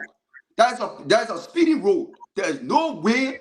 And I hear my brother say maybe the mail too close. I mean, the mail saw the mail and hit the mail. Nobody will see somebody.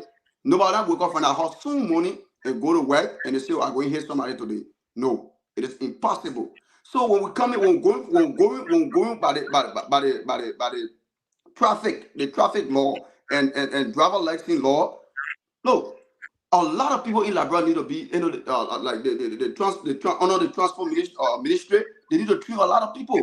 You know, somebody not come to they buy motorcycle, then they go to the ministry and say, because this time when you buy the motorcycle, they give you license, then they turn around, they restore it. It's going to go. I mean, it's going to go on a scrutiny, like proper training. Learn all the signs. You can make U-turn special place. You can turn the other side.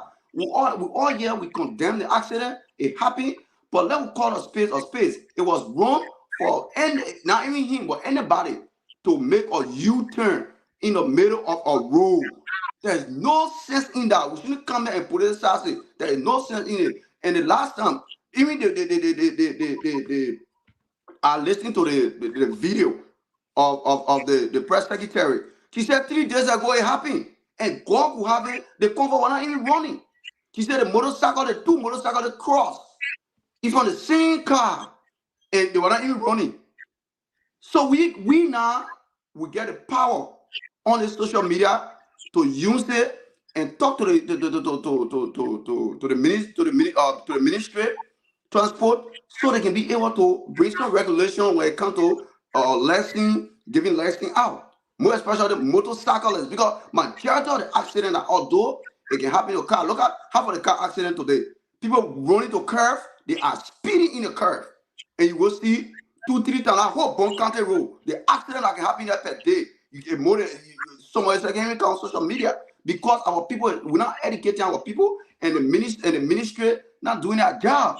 So all the motorcyclists, my suggestion to the minister, all those who have motorcycle, pin. I think they should go. They should go on the proper channel. In America here, you know you can drive more than your teeth.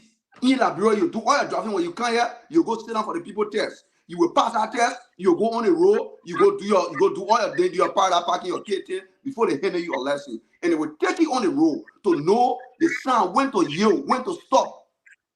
All the one you got to know it. So if we start educating our people that way, I think the accident it will go low. The more especially on the highway.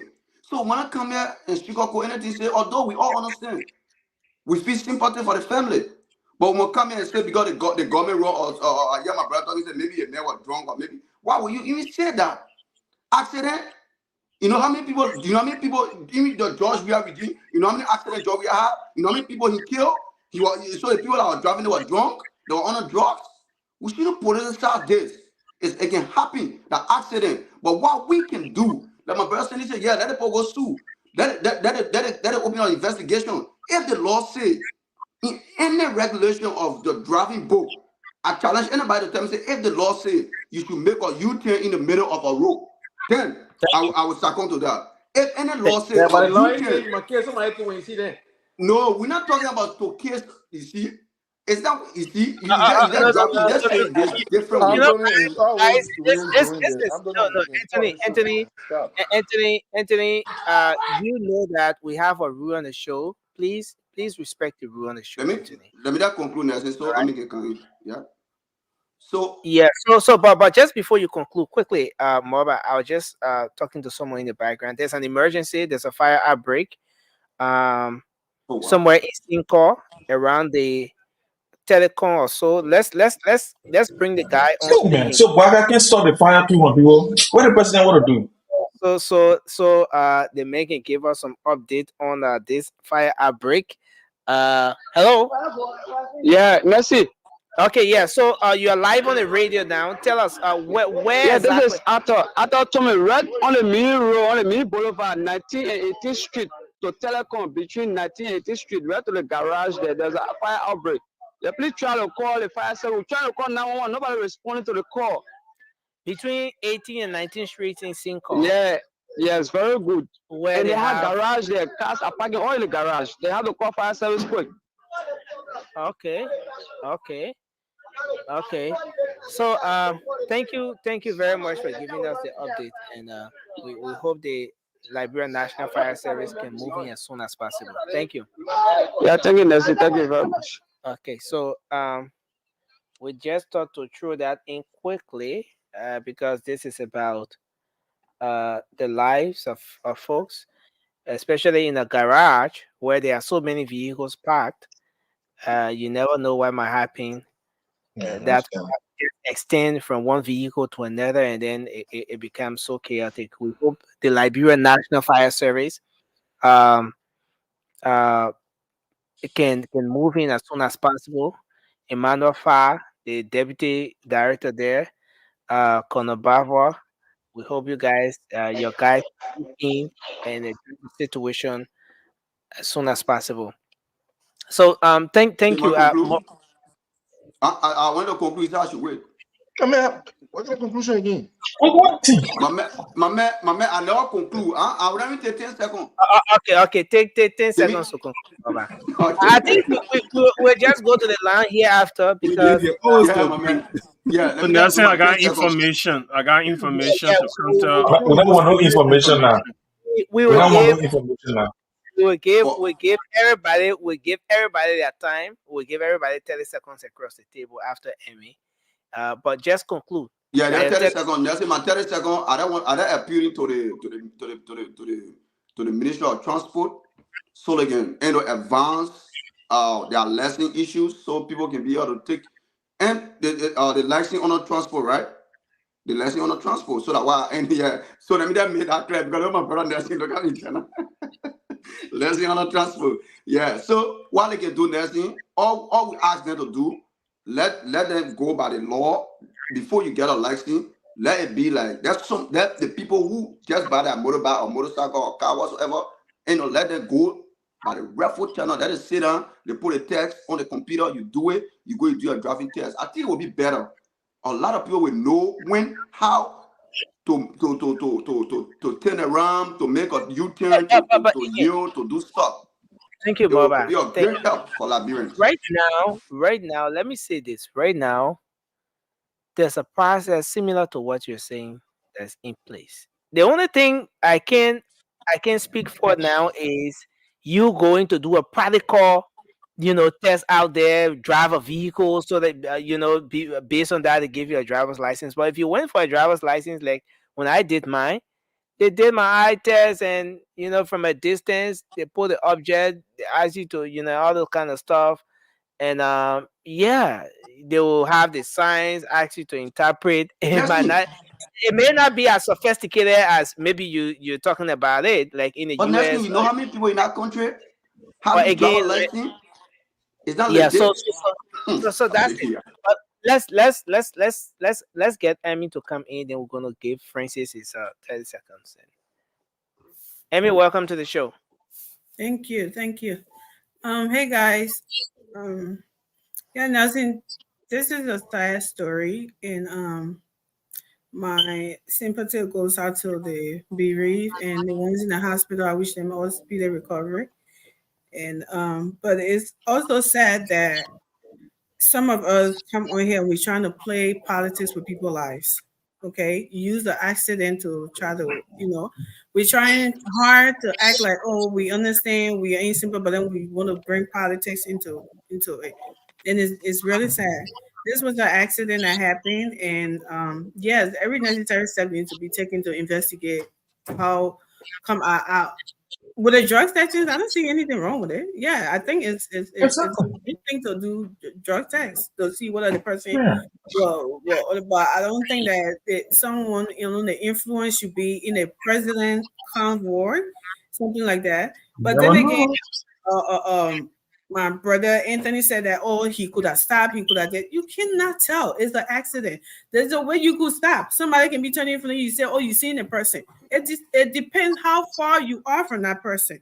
I had ran into someone before turning in front of me, and it wasn't like I was 10,000 or 10 million feet away. I tried to stop. It also depends on the speed you're going. And we all know in Africa how presidential convoy and the speed and stuff that they're going with, which the rules like that it shouldn't be. But hey, that's what it do, right? So it depends on the person's speed as well. I don't think somebody would intentionally just look at some keke and just intentionally run into it when they seen it and they are a good distance that they could have stopped, and they intentionally just run into it to kill people and put themselves at risk as well, because something could have happened to the driver or whoever in that car. So we don't know what happened. It is good to investigate, because whenever accident happen, you investigate. At least where I'm at, that's what I know. So it's also good to do that. If drug test, why not do it as well? But for us to sit here and try to make it look like it was intentional, the person that did this, or the people, I don't like talking like that when people die and people try to, they don't know when to stop. I don't like stuff like that. If people lose their life, we all know is nobody. It doesn't matter where party or whatever you're from. It's not nobody should lose their life, especially in a country like that and in that situation, right? We shouldn't be here and try to act like we know what happened and what could have happened and somebody could have stopped, somebody could have did it. Even when you hear somebody from it, but it depends how you hit the person. The night is oh yeah, you say you do that. No, come on, we shouldn't be here and trying to act like we know what really happened and this and that. No, we shouldn't be doing that. And I know it's gonna fall on deaf ears because we always talk about it here that we should know when to play politics and stuff, and it still happens. But it's just sad that when somebody lose their life, we would still want to come in and do that. Is yeah, that's all I want to say about this story. And I just hope that, they can. And I agree. I also agree with the president life being safety. What Anthony said in that last part, I do agree too. There's a lot of stuff that been happening with that whole presidential or security thing. They do need to beef it up, and they need to be careful. And when the president in these situations, I think you will have police and people, traffic police or whatever, in on the road trying to direct people, saying our people don't know like what to be doing or what to be done when these things are happening. They should have people there trying to correct these things and try to avoid these things from happening. So I mean, I wish we could have been saying this earlier, not after somebody lost their life, but that's where we at now. So I hope they will make it better and that we Thank you. won't see a situation happen next time. Thank you. Francis, you want to take your 30 seconds? Yeah, quickly. Anthony and George saying, "Oh, thank you, Amy." Amy is saying it right, but because she's coming from a good place. But you and Anthony I've tried to politicize this whole thing. George saying, "Oh, take a drug test, take a drug test." You never said that during George real time. Now you say take a drug test to accuse the president driver of being on drugs. So we just know you're not saying it for a good place. You're being political. Anthony, you say sort of confident. I know you didn't hear me. You say sort of confident doesn't make it right, and you caught yourself trying to lie when you said that. Oh, if you are going and you hit somebody in front of you, you are wrong. Then you change it and say, oh, if you hit somebody from the back, because you knew you were wrong. You can hit somebody from in front of you, and the person can be wrong. You can also hit somebody from the back, and the person can equally be wrong. But people can turn abruptly in front of you, and that person is wrong, and they do not want you to have the right of way. So that person can be wrong also. And then, my brother Sandy, when you mentioned President Biden and President Obama convoy incident and said that they settled, I don't want you to put it out there supporting like brother thinking that, oh yeah, just sue the president. The U.S. president would never sue a citizen, even if they were wrong and that convoy hit them. So there's no case, no court report that will show you that they went to court and the government lost the case. That's why they settled those people. The government always tells people that was loss of life. That's why good people do. It doesn't mean that they were wrong. So by you putting it out there, making it seem as though the convoy is wrong, so they should go sue. That's not right. Anthony, listen to the audio. The audio said they were making a U-turn. One, George was an engineer. I don't know why you get it from like them because U-turn in the road when it's safe. It doesn't matter if there's nobody on the road. If in the middle of the night, you look 1,000 miles out, you cannot bust a U-turn in the middle of the road. That cannot happen. It's against traffic law. You have to get out of that road and turn around and come back. You cannot just bust a U right in there. There are cross streets that you can turn and come out of. So stop on this stuff, man. Come on, bro. Let's just speak the facts. And Thank you. Try to say that, oh, we can speak to the power, we'll hold the government accountable. We all want to hold the government accountable. But we are educating our folks too, like you guys all said. But let's try to say the right thing. Thank you. Thank you very much, Francis. Raymond, you want to take your 30 seconds? Information. And first, guys, let's be objective. Objectivity is the core value for which we come on the radio. So sorry to interrupt, Raymond. Many thanks to the Liberia National Fire Service. We've been informed by the guys there that they were able to get on the scene of the fire outbreak in a timely manner, and they are addressing the fire outbreak right now. So yeah, the guys just calling to appreciate us for that, and we want to say thanks to the Liberia National Fire Service. But go ahead, Raymond. And thanks. And that's why we're talking about safety. Nelson, garages should have fire extinguisher in places that are easy to reach in such situation. And these are the kind of messages we should be saying than Boaka government causing fire everywhere. When we have a responsibility and we don't utilize our responsibility well, we are the problem. I was once driving and I saw a vehicle caught on fire. People were rooting grass, and I had to take my fire extinguisher from my car, and the person paid me for it, to use it to extinguish their fire. That's what we need to do in Liberia. Coming to this thing, the Robbers Fuel is called in labor, even at the Ministry of Public Works, the Robbers Fuel Highway. And everybody in Liberia calls it the Robbers Fuel Highway. That's a highway. That's the nomenclature of that road. 2, pedestrians and motorists are not the same. So we cannot be using a lawsuit for a pedestrian and talking about motorists. Under the law, motorists are equal. Under the law, traffic law, pedestrian got certain protection because of their vulnerability. And that's why they are labeled pedestrians. But the keke driver is a motorist. The driver of the police vehicle is a motorist. The third information I want to give, those in the convoy are under obligation to use their vehicle, their life to protect the VIP. the president. There's a risk of ambush of the president of any other vehicle that is using the road when the president is using the road. That's the first assumption of those who in our convoy. There's a possible ambush. So let's look at it from a highly security perspective before anything else. And thanks to Anthony for highlighting that the president is the VIP and his life is important. But he still put a spin on it and say he's liable when he said his life is important and the VIP should be protected at all times. Thank you. Thank you. Thank you very much. Um, okay, so Bida, you want to take your 30 seconds?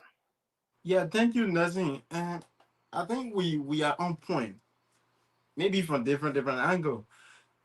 I mean, you look very beautiful in the cow shed. I hope you'll be wearing it every night. They shall looking for you.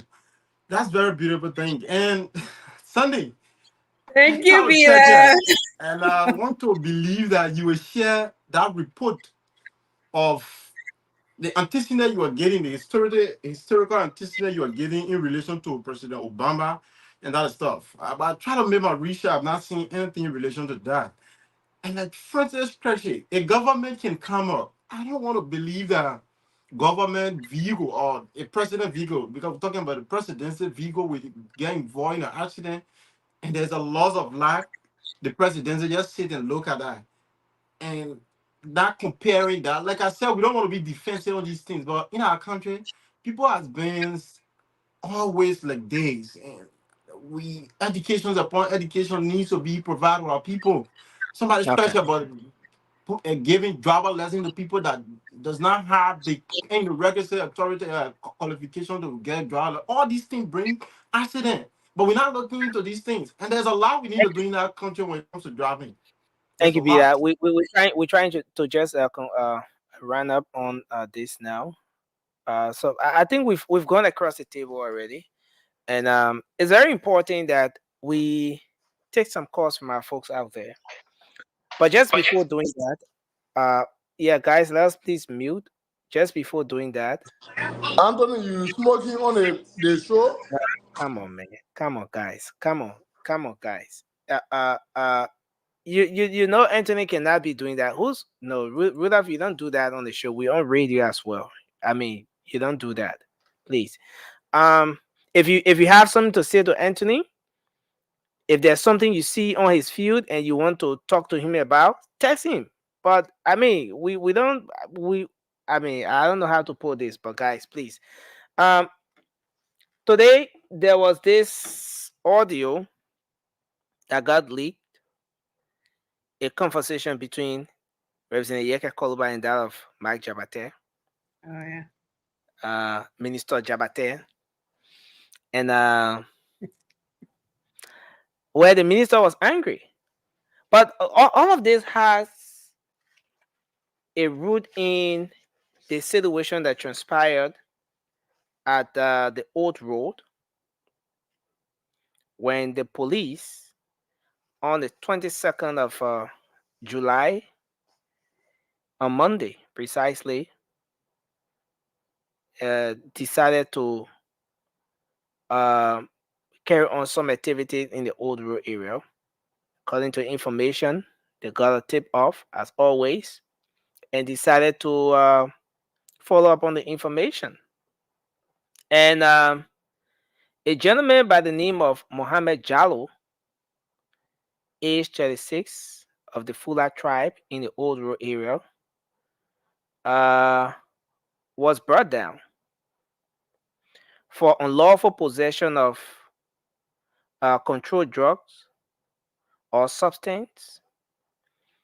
And this individual, where this particular situation occurred, happens to be right at the vicinity of the lawmaker at the back of his, a place. And usually, when the police go on those kinds of activity, there will be detention, in the process of getting Jallo arrested, who was allegedly in possession of some narcotic substance or drugs, as you may call it. And so there was tension that sparked in the process. And following the arrest and everything, the lawmaker had a press conference where he said that he was being attacked. His resident was being attacked, and that this government is after him. Now, the police IG says that no one is after the lawmaker. In fact, they had not even gone to the lawmaker. They had gone to effectuate an arrest following that tip off they received and all of that. And in the process, tension. And since, in fact, it was in the same vicinity where the lawmaker is, and then things went the way it went. And the lawmaker, he's been very vocal in time past, but since that incident, he became even brutal in the process. Then the minister from Internal Affairs, Minister Mark Jabate, called the lawmaker. I just want to play this audio here briefly, expressing deep dissatisfaction over the way Representative Yeke Koluba addresses the president. And this is what the lawmaker, the minister said.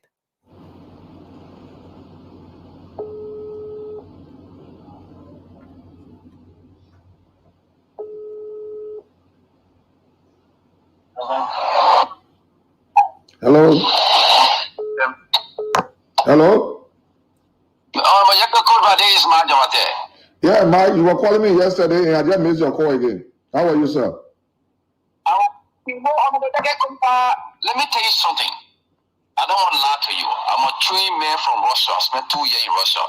If you continue to be insulting the president, calling the president's name, I swear to Allah, we will be missionary to kill you. For If you're not happy, don't trust me. Okay, Mark. I'll be waiting. I will be waiting If you're for. not happy, tell me, man, you go talk. Okay. If you continue to insult the president, we will kill you. I swear to God.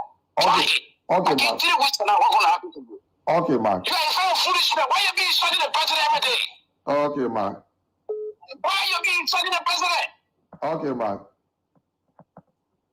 Okay, Mr. Minister. And that's how the call ended.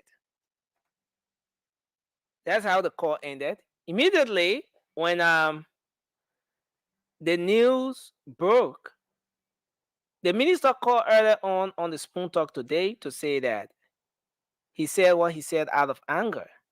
In fact, he's frustrated over the way the sitting lawmaker will usually insult the president. And so based on that anger, he responded to the situation the way he did. I want us to go around the table with this issue. I really don't have much to say. A lot of you have followed both the lawmaker and the minister. I want us to just take 1 minute each on this. Let's hope we can live in the 1 minute time frame. So we take few calls. So let's start with mobile. We're not going to go in any specific order, but let's start with mobile. Thank you, Nelson. First, I'm going to condemn that identical statement. We all understand who Yeke is, and we know who Yeke is. There's no way, even Yeke been causing George Weah from the time George Weah took power, 6 years. And I hearing people from the CDC saying, oh, doing CDC regime, not happening. We want to say what happened in CDC regime should happen in Braga regime. We condemn it. But even more than that happened to Yeke doing, George Weah regime. On George Weah regime, or God talk on Facebook saying he will beat Yeke, or anytime you see Yeke, he will stab Yeke, he will do, he say a lot of things. It was all on the media, and he show it there. Yeke say, anytime you want for me, or you won't do anything to me, out of my house, come there. That even he want the Tevasi Koji to do that with him. Tevasi Koji made a lot of regular statements. Oh, all it takes is one. Sorry. Yeah. I'm sorry. My computer, I was looking at something. Yeah. So let me conclude, Nelson. So the bottom line of this is that nobody should politicize this. The person who make that statement is Jabate. But I seen people connecting it with Joseph Yima Bwaka. And it made no sense. all the 1 all the minute statements exhausted. Thank you. Tunisia made. Thank you. Emmy, you want to take your 1 minute?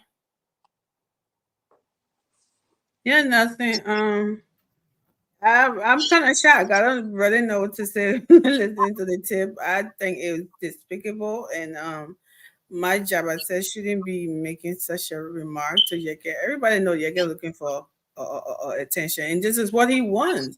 To tell people that the government is after me and stuff. No one is after Yeke. But when you coming up and saying stuff like this to him, now you just make him feel like he's saying something that is true. And I don't think that the president will I don't know whether he has time to listen to you nonsense thing, but if he does, I don't think he will be happy with it. Nobody should be. Everybody been ignoring Yeke, whatever he has been doing, and it's been working. What are you coming out to? What has it been doing to the president? All his nonsense he been saying. You don't have to come and be. That's very, very, very wrong. That's a threatening somebody that you will kill them and stuff like that.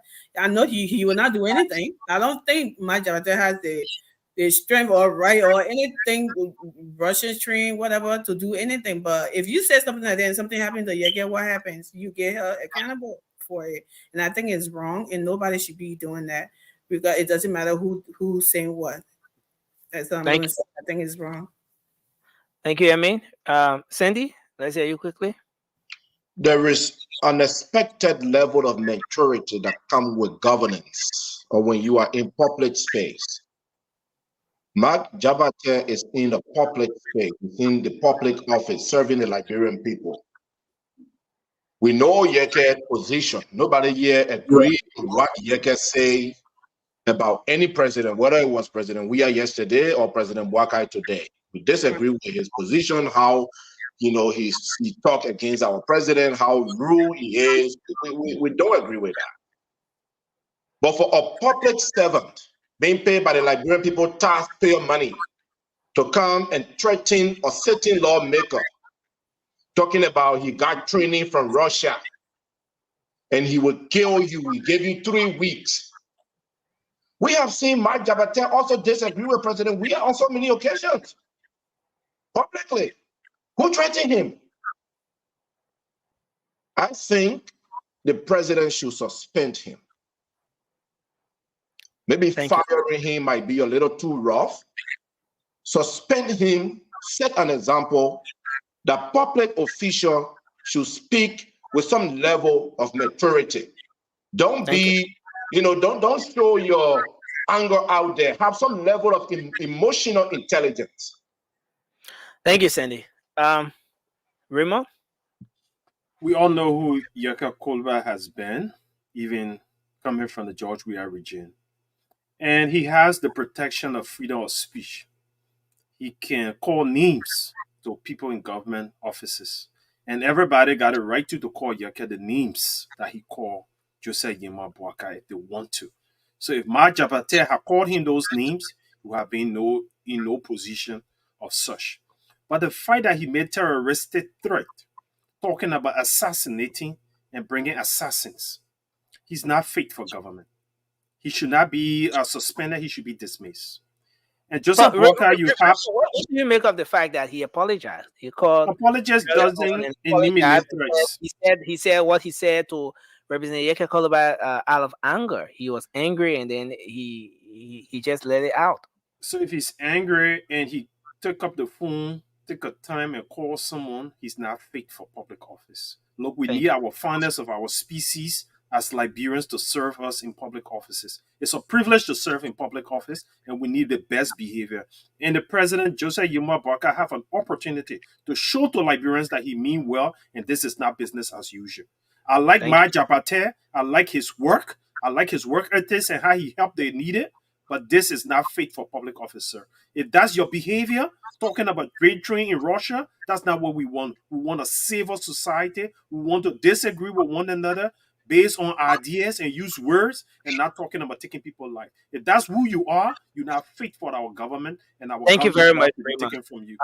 1 minute exhausted. Let's take Josh, and then we're going to take Francis. Josh, go ahead. Look, thank you, Nelson. Look, I do believe, and I'm saying this as from an evidence-based standpoint, that President Walker will do nothing to Jabate. The current Internal Affairs Minister makes similar threats in Lofa County. That was even before he was appointed. He threatened to kill people on tape. I think that tape was discussed on Spoon. President Walker went ahead and still nominated this guy, and he was confirmed. So I know these are the sort of people Walker operates with. This is the same Yeke who used to be his right-hand guy when he used to go campaign. This is a Yeke guy. These are the people that this president found comfort in. These are the people that he found as his foot soldiers. He will not do anything to Jabate. And look where we find ourselves now. This is the group of people who said they were the most sophisticated people. They don't even have emotional intelligence to look at Yeke and just speak out against him for what he's doing, than to threaten his life. This is a ridiculousness of our society, but people will come up here and defend this group of people. I don't know which sort of adjective to use on them now, but I know that this will continue. Jabate is just the first person, but there are so many people who are speaking, who are going to be doing similar things, and who not even saying it publicly, but doing things just to inflame our society. These people are not fit for governance. For even President Boakai looking at these people and still nominating them into offices, their character tells a lot about him. And I think the good thing President Boakai can do for us is to resign, because he himself, for allowing these people, even the current Internal Affairs Minister to become minister, says that he himself is unfit to hold a high office in the country, and he should resign to free us from this calamity that is causing us. Thank you. Thank you very much. Francis, you want to go ahead? Yeah, it's just embarrassing, our rep, the Saki tree, the Saki boys. Even if everybody agreeing on one thing, they still try to spin it as though somebody is defending. Nobody on the platform just defended anybody but the Saki is going to come and talk Saka, So that's the thing. We all here agree. My job and Nelson talk about his please pull him in the back. Anthony, please put the stuff down. Yeah, Anthony, you make a disclaimer. There was what what's up with y'all? What did you disrupt the show like that, man? Come on, Anthony. Nobody talking to you, Anthony. No, there's a reason. No, guys, let's do this, man. I asked Anthony to come on the show, to provide the clarity, right? So Anthony was on the show. There was what appeared to be smoke coming from his background. And a lot of people kept texting me that, it appears that Anthony is smoking on the show. Would have even made me that comment out. I was just highlighting it. So Anthony needed to come to provide the clarity. So let's see the smoke or Anthony it's on a timer. Every so often. Thank you very much. So guys, just so you know, Anthony. I don't think anybody will really think about that anymore. Air freshener, let's put it that way. I'm trying to give her a heads up about that. No, please put your stuff in the other end. So thank you for that disclaimer. Guys, we have to wrap up now. I was just go. So let me go. So yeah, but with all that being said, let's look at Mike Jabate Nelson talk about his apology. At the end of his apology, even trying to say, but if anybody comes up as the president and will defend the president, this is not gangster paradise. The president has security people that responsible for that. But as you saw in the U.S., even the Secret Service director, she resigned, even though she was not the one protecting President Trump at the time. Former President Trump at the time that incident happened, she resigned. So President Walker should come and stand up to this and say that this is not what I stand for, and disavow that particular statement and fire Mark Jabate. People should not you think the president should release? You think there should be a statement from the E-Mansion regarding what is happening? Yes, and denying and disavowing that message, because if he doesn't say anything, it can be like, okay, like our Saki president saying the president endorsing all the things and stuff like that. Just like President Trump was accused of endorsing the KKK in 2016. Even though he said, Thank you. I don't agree with it. So President Barker should come out and distance himself and fire Mark Jabata and send a message to everybody in his government and administration. But We here's where it gets interesting. Thank you, like Francis. Thank you, Francis. Here's where it gets interesting. We're gonna move to Anthony, then we'll take Bida. Here's where it gets interesting. If we're saying that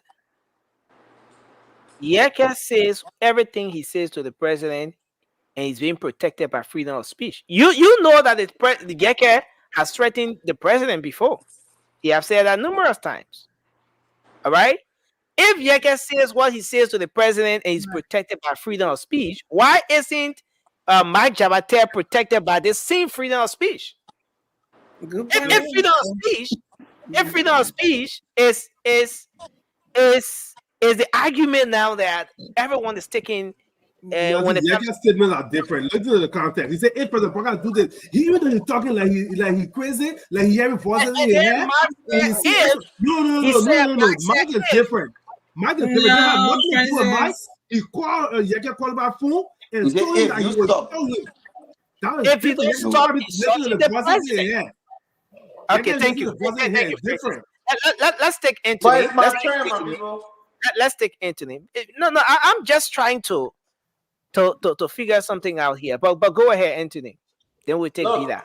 You know, my dear brother Raymond always use this phrase, let's call a spade a spade. Listen, what Mark Jabate did is very bad. First of all, he picked up the phone and called a lawmaker. By the time the man was even trying to greet him, he started threatening the man. That's a direct threat. A direct threat that I will kill you. He didn't say if you do this. No, he told him, and he even gave a timeline. 3 weeks. This president needs to suspend the guy and denounce that particular statement because President Bouaka, I don't know him to be that type of person. I don't believe he will condone this kind of behavior. Mark Jabate is not an ordinary supporter of GMB. Anything again is smoking, so I guess they are smoking. Let us second your time gone. But Mark Jabate is a public figure, like Sandy said. He's occupying taxpayer office.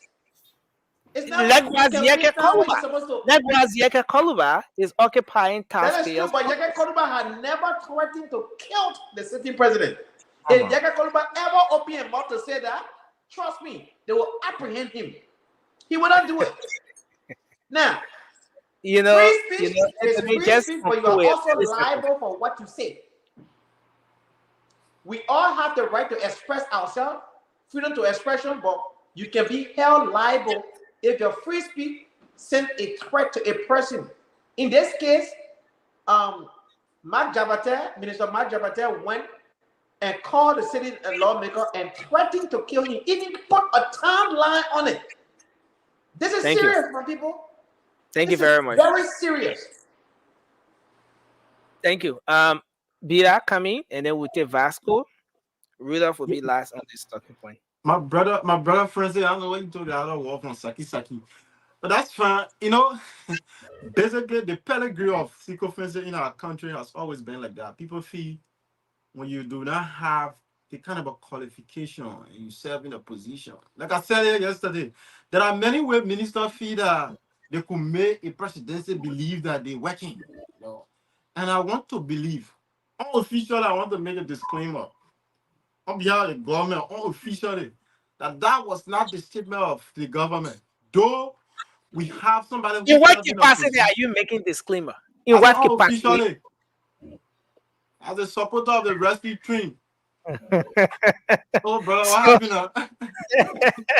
You won't be there. So, like I'm saying, when people are appointed and you don't know your job description, you don't know what you're supposed to do. Come on, you invent your time into doing these things. Nobody should be threatened that way. Freedom of speech, a certain level kind of responsibility. The entire Israel, when you get freedom of speech, you should go and be threatening people out there. We know again. And the brother, one of the things that when CEO called him today, he didn't even have that guilt. That guilt. It did not even appear that what he did was actually wrong. I feel in myself that that apology was done on the basis of pretense, because you cannot apologize and say I will support the government, I will defend the government any kind of way I want to defend the government. It's wrong. Thank you. No Thank you. minister, Thank you, Peter. no director, no local low man out there should defend a government by threatening Thank you people's very lives. much, Peter. It's Let's reckless. go there and take a Fasco. Another blanc loyalty. Come on. Nelson. Mama, you co-moderator on the street. You can't be doing that. Honor the man. I just get another blanc loyalty. That's what I said. No problem. Nelson, guys, I want us to look at the trend of events. First Can of we all, let all me say hi. aside from Let me say hi Vasco? to everybody. I want us to look at the trend of events. Yaki had a press conference. The following day, he was attacked. Vasco, is that a fan causing a problem here? But Sorry. go ahead. That Vasco fan. Yeah, but man, I let air condition be there and use some of That old fan, that's making noise. But give me chair. Let's hear our state talk. I will talk it here. You want me to talk? President, we are sending a May birthday package already, so don't tell me about. Let's look at the trend of event, Nelson. Yaki had the first press conference. The following day, people went after him. They ringside his entire base. But what do you call base? So is he a military personnel? According to the man today, he said this President Baga stepped down campaign at the base there. So, what is drugs doing on the base? Because drugs there. The police confiscated. Come on, Vasco, we have the charge sheet from the police. Vasco, you can see that when you can see the base being ransacked. Substance there. So if he's claiming that the base is for him, what was drugs doing on the base? Is he selling drugs on the base or what? Listen. No, you see, sometimes when we're doing things, we're going to be very smart. Look, if the police is going, in fact, not even police can go do search on somebody's property for drugs. Joint security. You saw AB Command the last time AB Command was going across that to certain base. He carried sheriff with him. If you know the book got drugs to the place, why should you go there Nicodemus 2 a.m., 3 a.m. in the morning? After he finished doing that kind of Nicodemus thing, then he said he read charge sheet. Who saw you taking the drugs from there? Look kind of thing, it should be evidence-based when you're doing it. The government, I don't know what kind of government is this. So to the Mike Jabate situations, because we have to go to the phone line. Yeah, let's go to the Mike Jabate situation. Like I was giving the trailer even. So he had a first press conference, they went after him to kill him. You have 20 seconds remaining. They went after him, you see, Nelson, land. They went after him to kill him. He just came out a video where he said we'll be having another press conference. Mark Jabate called to threaten his life. So you see, and up to President Bwaka haven't said anything. Nobody say anything. So the president know about this identical threat that is coming from Mark Jabate. And that's what you're doing. The American people watching, the international community watching. They may say he's a trained Russian man. He will bring mercenaries in the country. America and Russia, we all know what's going on. My God, all of the evidence. People went to the ringside house. He having the please, if this president don't take action against Mark Jabate, he will be putting his government into serious mess. Thank you. When the reports are coming over the international community, the little things that you are looking, these are the things that the people can look out to start to sanction people.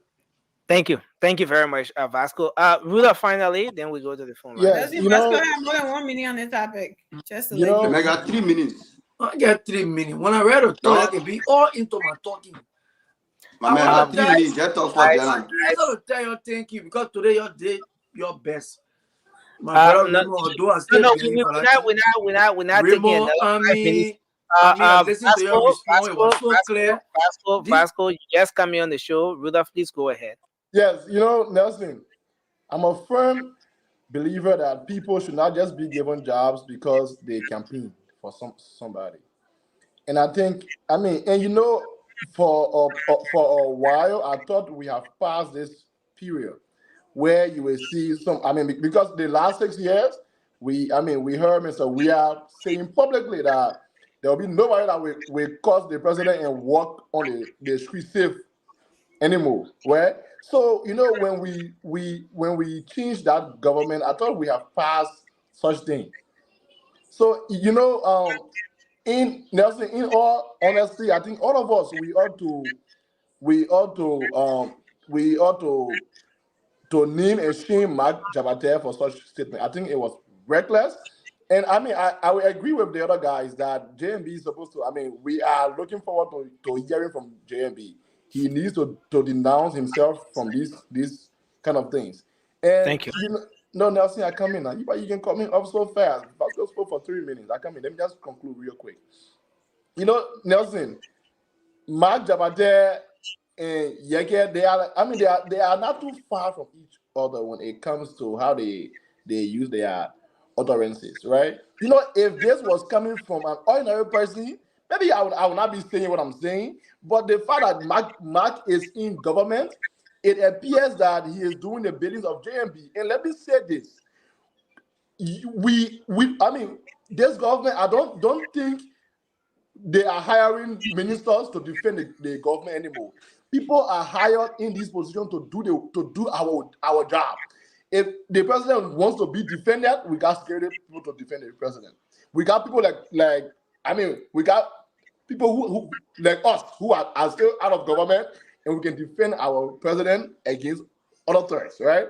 But when you are in government, you are not just serving you are not there to be an errand boy. We saw how Mr. Weah came down. We saw the fall of Mr. Weah because all of his ministers, they were all errand boys for him. They were doing these things, right? So we cannot keep doing the same thing and say we are expecting different result. Yeah, I would just I will end here for now, Nelson. So quick disclaimer. That comment from my roof, I didn't sanction it. So just so you guys. I was laughing at the first time my roof caused blunder. So that. So we have to go to the phone lines now. 05551011075. Can we have a number? Nelson, you have been exposed, so that was why you were cutting me off. Okay. No. You are not asking to rest. 05551011075. Let's take some calls now. Let's see if we can take some calls.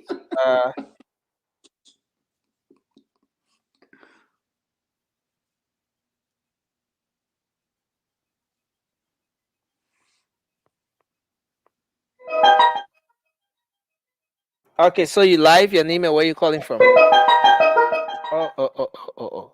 Okay. From Johnsonville. Okay, please go ahead. Let's hear you. Well, my brother, what happened is, I believe my Jabate was vexed.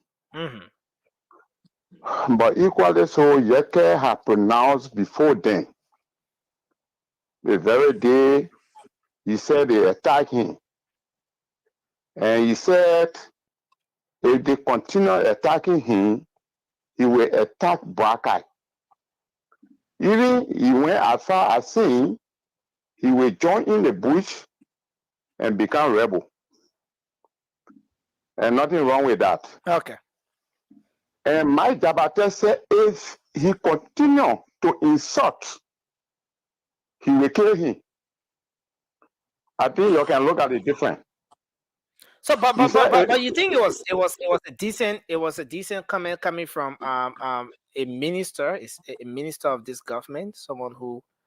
It was not decent, even with Yeke, for it to be decent with.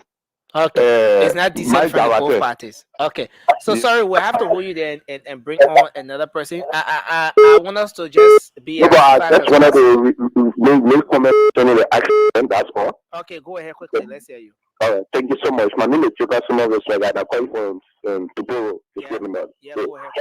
Okay. Actually, they taken rather majority in the backs the bus rather, they are not really trained because they are not going to the school for that.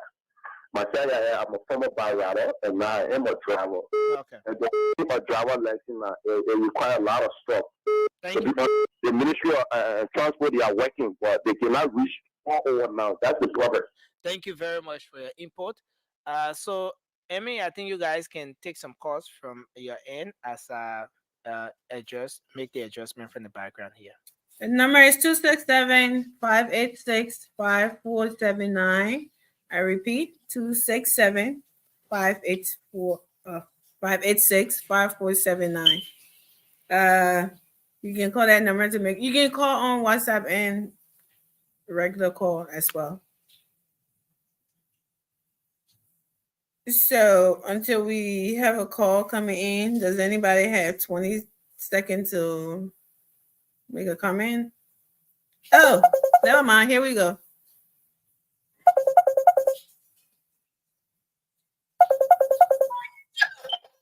Hello?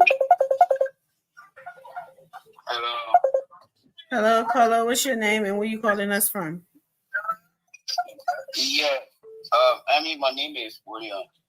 I call from Fargo. Hi, Williams. Yeah, what's in your mind? Some of these things you guys talking here, most especially when it comes to the Keke rider who intentionally make a U-turn in front of the president convoy. I don't think the way some people talking, like, more especially saying talking as if to say when president convoy come in, it look like ordinary convoy. In Liberia, when president convoy come in, there is a complete difference. For this guy making a U-turn on the clear car, I don't think the guy was in the right sense doing that. And for Mike Jabate and Yeke, I'm totally against Mike Jabate. Yeke behaving like a baby. You don't have to even answer Yeke. Let Yeke be. Absolutely. Yeke, right now, I say Yeke to be dead bad. We can say all over English like Yeke is a dead bad. So I don't even think about that. Thank you for the show. Thank you, Will. Hello, caller. What's your name and where you calling us from? Yeah, this is James. They're calling from Harrisburg, Pennsylvania. Let's hear you, David. Yeah, when we go to the Keke rider, most people say the road engine there. In traffic, let them Google it. There's no U-turn on traffic. Tell them. No U-turn. I know where they get that lesson from. Don't go to the Mike Jabate and the Keke Koluba. Some people say Mike Jabate on government payroll. Yeke is not on government payroll. And who payroll Yeke is on? People are paying Yeke with taxpayer money in the same way too. And Yeke had threatened to disarm the police and go kill the president. On recent, he said it. Don't look at his tips. He said, I want to do it. When the police come, I will disarm them. When they shoot me, they must shoot me to kill me. If they don't kill me, I will go and use acid go and kill Joseph Baka with it. It's not a threat.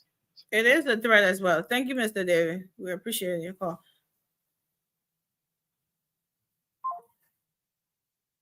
That caller who called my name or mind his business. You're throwing a shot on that. So, Ture, you get more call. Ture and Thomas are trying to call WhatsApp. You guys.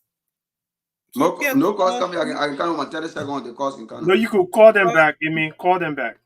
You can call. You can call Ture. Ture and Thomas. Let me call Thomas. Wait, we are calling callers back? Yeah. Please don't put it Ture. inside the thing. It's our contributors. Call coming. Call coming.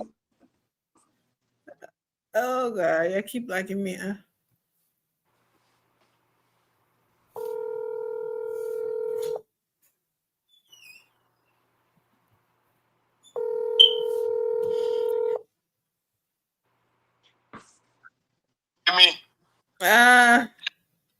Yeah, Ture, what's up?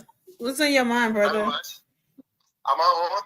Yeah, you're live. Okay, great. Thank you very much. Yeah, thank you guys for holding it down. Look, it's rather unfortunate that we have two on the inch guys going at each other.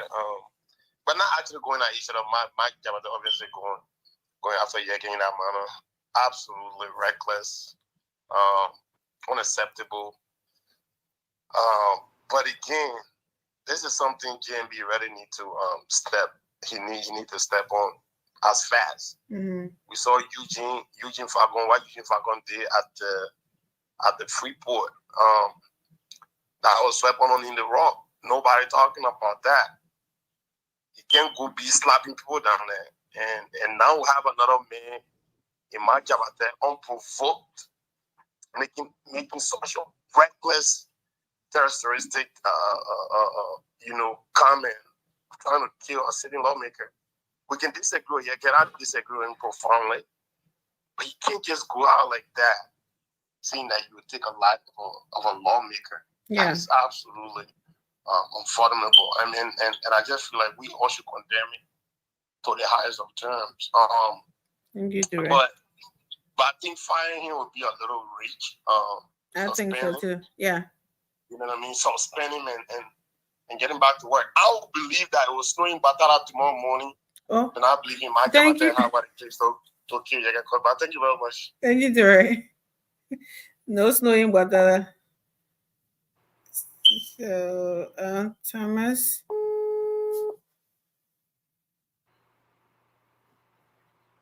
Yeah, Thomas, you're live on the show. Yes, thank you, Amy. My name is Thomas Kume, and I call you from Upper Kawi. So let me just make one or two things on the talking point quickly. That's the reason why we United Party, we are the best, because we will not go supporting even the wrong. I thought George would have said that our own rights between them, but then he still coming through. Everybody's still saying the same thing, but the citizens have a way to still say what they want to say. And we're not going around supporting what Mike Jabate did. I just want to commend every United Party, not United Party, but all those who spoke the right thing and not to defend. We're not proper defenders. Thank you so much. Thank you, Thomas. You until the last two calls are closing 11:10.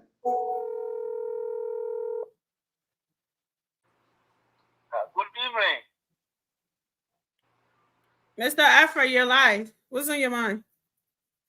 Thank you so much. I called tonight to weigh on a conversation regarding the uncouth call that was made by Minister Jabate. Okay. I think it's about time those of us who say it's important we say you will speak important must come with 3 years. Jabate should be dismissed. I am calling on the president to dismiss Jabate because if we want to have a serious government where people rights are respected, when the issue of freedom of speech is respected, then of course we'll hold the president accountable to make sure that Jabate is dismissed. He should not be suspended. Like Bryce is 177 years old, and we are still taking governance to be joke. I'm calling President Buhari to dismiss Mr. Jabate to stay as a conduit for who be people who will think that because you're in government, you want to create this human bomb situation. So, Mr. Afra, I have a question. I have a question for you. So, what would you say about what people are saying about Mr. Yaga Kwaliba making a similar threat to the president? This is why I said the Constitution is very clear when it comes to the issue of freedom of speech. Okay? Mr. Kwaliba was elected by the people, and he has a constitutional responsibility. Okay? So if Mr. Kwaliba goes out there and makes reckless statement, we have rule of law in the country. People can take him to task. Okay? Well, in a court of law, if you think that Mr. Kwaliba is threatening your life, go to court. But to go on the other hand and be like saying threatening his life, what he personally and say, oh, you went to Russia with Trini and XYZ, I think it's unacceptable. He should be dismissed. That brings a country of law. This is why we saw on George, people are being missing, people die. Suspicious death, we saw suspicious death because of this situation. We don't want that in this Bwaka-led government. That's the reason why we are here advocating for Mr. Bwaka to do the right thing. Thank you. So I will conclude by saying this.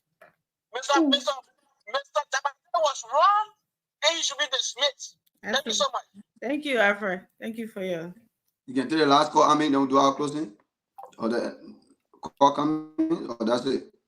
No, You go put your number up. Francis, no, let's start from the bottom. Go up. Francis, don't even remind 1 anybody. minute. Yeah, guys, it was a great show. You know, it's good to be here. And like the caller said, those of us, I'll speak for myself, I'm not a unity partisan, but I was just anti-CDC administration. But those of us supporting the administration will not shy away from speaking truth to power and hold them accountable, unlike the Saki boys. You know, whatever the CDC did, they sang the praises and they didn't care. But we always hold the government accountable. So we are calling President Praga to denounce that statement from Mark Jabata and fire him. People saying suspend, no, fire him. That will send a strong message that this is not a gangster paradise government or administration where people can just do anything. He's not a security personnel to say you protect the president. Protect the president by doing a very good job at whatever agency or ministry you are assigned to. That's how you protect the president. Because when you do a good job, the president gets the credit because you are working at his will and pleasure. He did not assign you national security or armed forces to protect him and make it threat to people. We all know you get called about District number 10, Monserrado County. Is this the type of person you want at the only time he's in the news when he's insulting or making crazy statement? You guys can do better than you get called about. He has been rich for so long and doing nothing. Now a single bill has been passed, a co-sponsor want to put on the floor. He just run around. If you want to work for Children Police Newsroom, say in the Children Police Newsroom. He does not belong in the legislature because he's not doing anything there, but he's getting paid for free. His family are enjoying. You people are struggling because thank you. He's not doing anything for Monterrey County District 10. Thank you. Thank you. Rudolph. Yes. You know, let me just provide the difference between, because asked our caller about, you know, comparing the threat from Yeke to JNB as well. That of President Weah too as well. You know, the thing is this, right? Yeke was in defense of himself or for himself, right? When Yeke speaks the way he does, he is not defending anybody else. He is speaking for himself the way he feels, right? But then this is a man who works at the will and pleasure of the president, Mr. Jabate.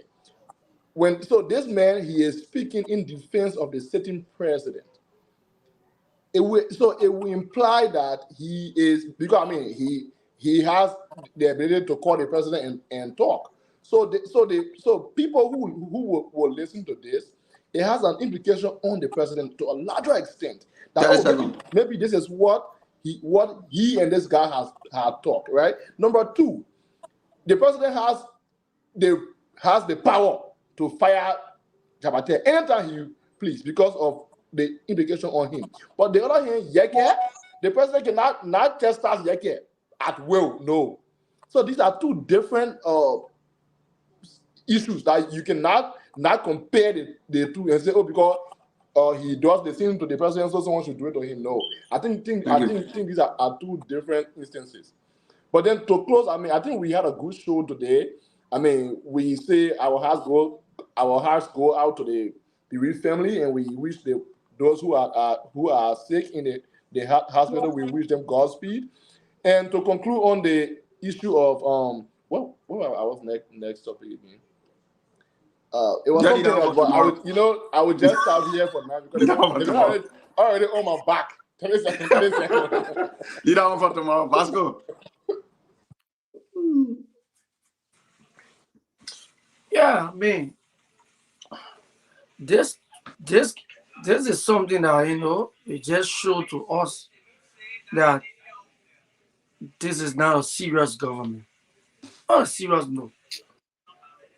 If this was a serious government, Mark did this thing almost 12, 13, 14 hours ago. Mark shouldn't even be said. And in fact, Mark is already on Facebook writing all kinds of things. Go on your page, you'll see the today writing. So What Mark is doing on Facebook is shown to us that the president is in favor of what Mark is doing. I know you don't want to hear it. Eugene Vagon of all person, your son during our time, when Eugene Vagon was advised, several times, the first time Eugene Vagon went to jail, the president suspended Eugene Vagon. 30 seconds. When he came to America, he did the same thing, they fired him. This man shouldn't be sitting. Mark doing plenty of things. Today I saw Mark, yesterday I saw Mark also on a mind. The thing Mark doing is not even a function. He's just passing all over the place because I want minister join the game. The president don't fire the man. And the president keep Mark over there. We will sing that song until they says they're finished. That the president is part of the people who organizing to kill people in the country. Thank you. We will put you into every plane to kill people in the country. It will be inside. Amen. If we don't act on this thing, take it in from inside. No regular person should be in the president. Thank you, Vasco. And government at this time. Thank you. Yeah, thank you. Thank you. The two moderators. Just go ahead. Thank you. Hey, wait, let me be myself for you. I'm begging you. Just. Look, gentlemen, thank you. I think it's been a wonderful show, and I cannot finish without reiterating what I said from the beginning. This president said it was not business as usual, but what we see today is even business beyond usual. This is business in absurdity, right? It is absurd, that these things are happening. Our currently minister, Yumali, he is the internal affairs minister. He threatened to kill people in Lofa and Chule, to his word. Someone was killed during the elections from his orders. From his orders, people were killed, and we fought to his nomination by the president, even though there was a loud cry on radio and television, people saying that he should not be nominated. The president overlooked every cry and still nominated him because he's his travel man. They come from the same place. Jabate has been a campaigner. He went and told us that white guy had a palm farm in some area that we don't know, and even contradicted himself in the process. He defended white guy until white guy appointed him. Now he's the one that is threatening the life of a lawmaker on phone. That is a crime. 30 seconds. It's not just any common thing. It's a crime. It's a criminal offense. That guy should be arrested right now as we speak. But no, it's not going to happen because the commander-in-chief is condoning this sort of behavior. Eugene Falcon, during our time, he was in prison. Nobody stopped that. But today he was in Freeport. He slapped other officers there. Up to this time, nothing. If it were at LTA, by this now the president finished firing the people that are there, taking them from there and putting the people in place before he investigates. This is not the Liberia we want. And we ask this president to resign to save Liberia the shame that he's bringing on us. Thank you. God bless you. Thank you. Peter. Look, the two sedition together, so when they talk, everything is going on. But that's fine. That's how the CDC is led. Basically, somebody want to bring history up. I don't want us to reflect on history.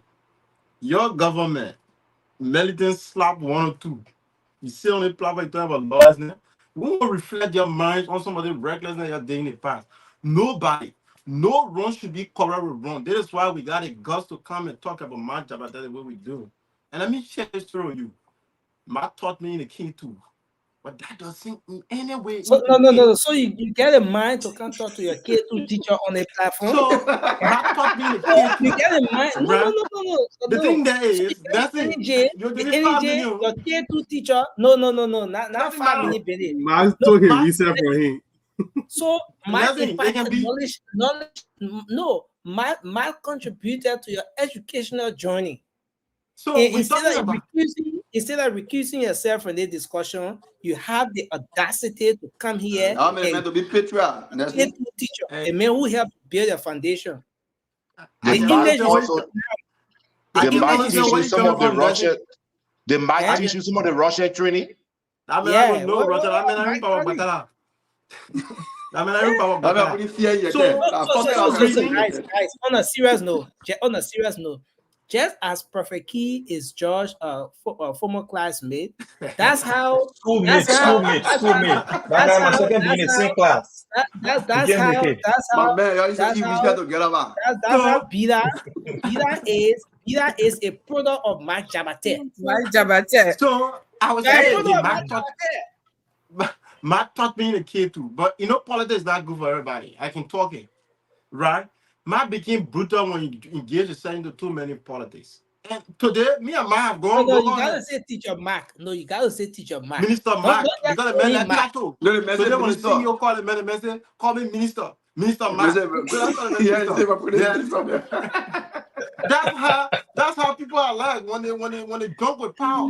What is the issue about calling him minister? You do reckless and somebody calls you say, call me minister. But that's it. That's it. It could even be you tomorrow. That's me. And you see, when we resign from this ANC, it was because there are a lot of policies that we have as individuals that we can, you know, I mean, I can just say that bury my feature because of somebody that has certain level of responsibility with or relationship with stuff. Sorry. If it is you tomorrow, you have the opportunity to serve in government. I share the platform with you as a moderator. Better, I will criticize you to the fullest.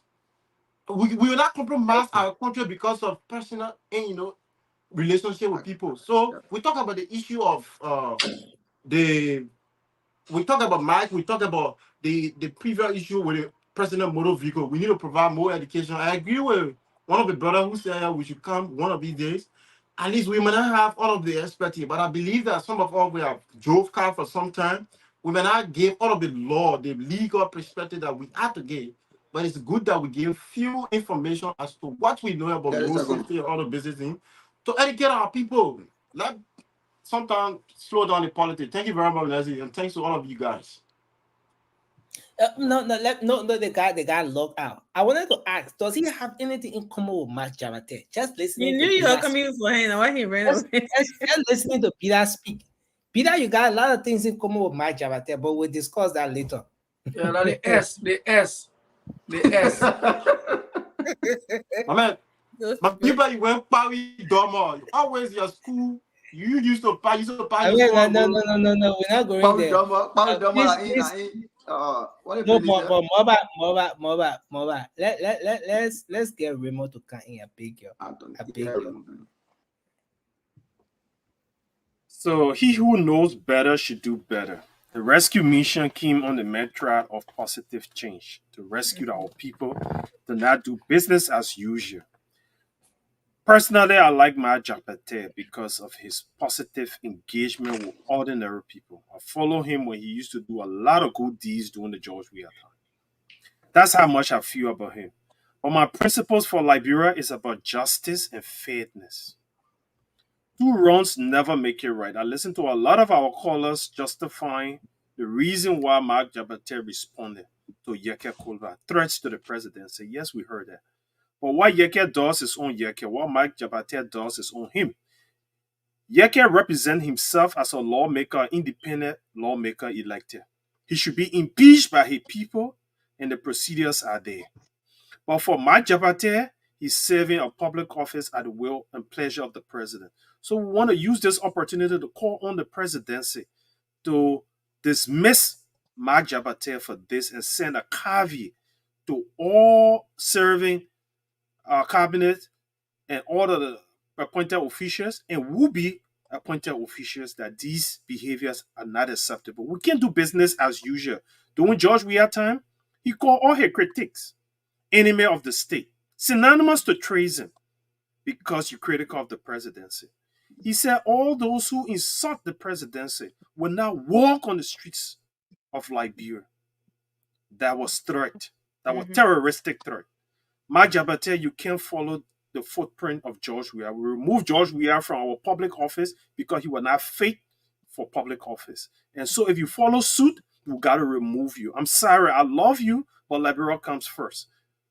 Please, Joseph Yuma Boaka, dismiss Mark Jabate and let it serve as a caveat that you are a man of change, you are a man of principle, and will not do business as usual.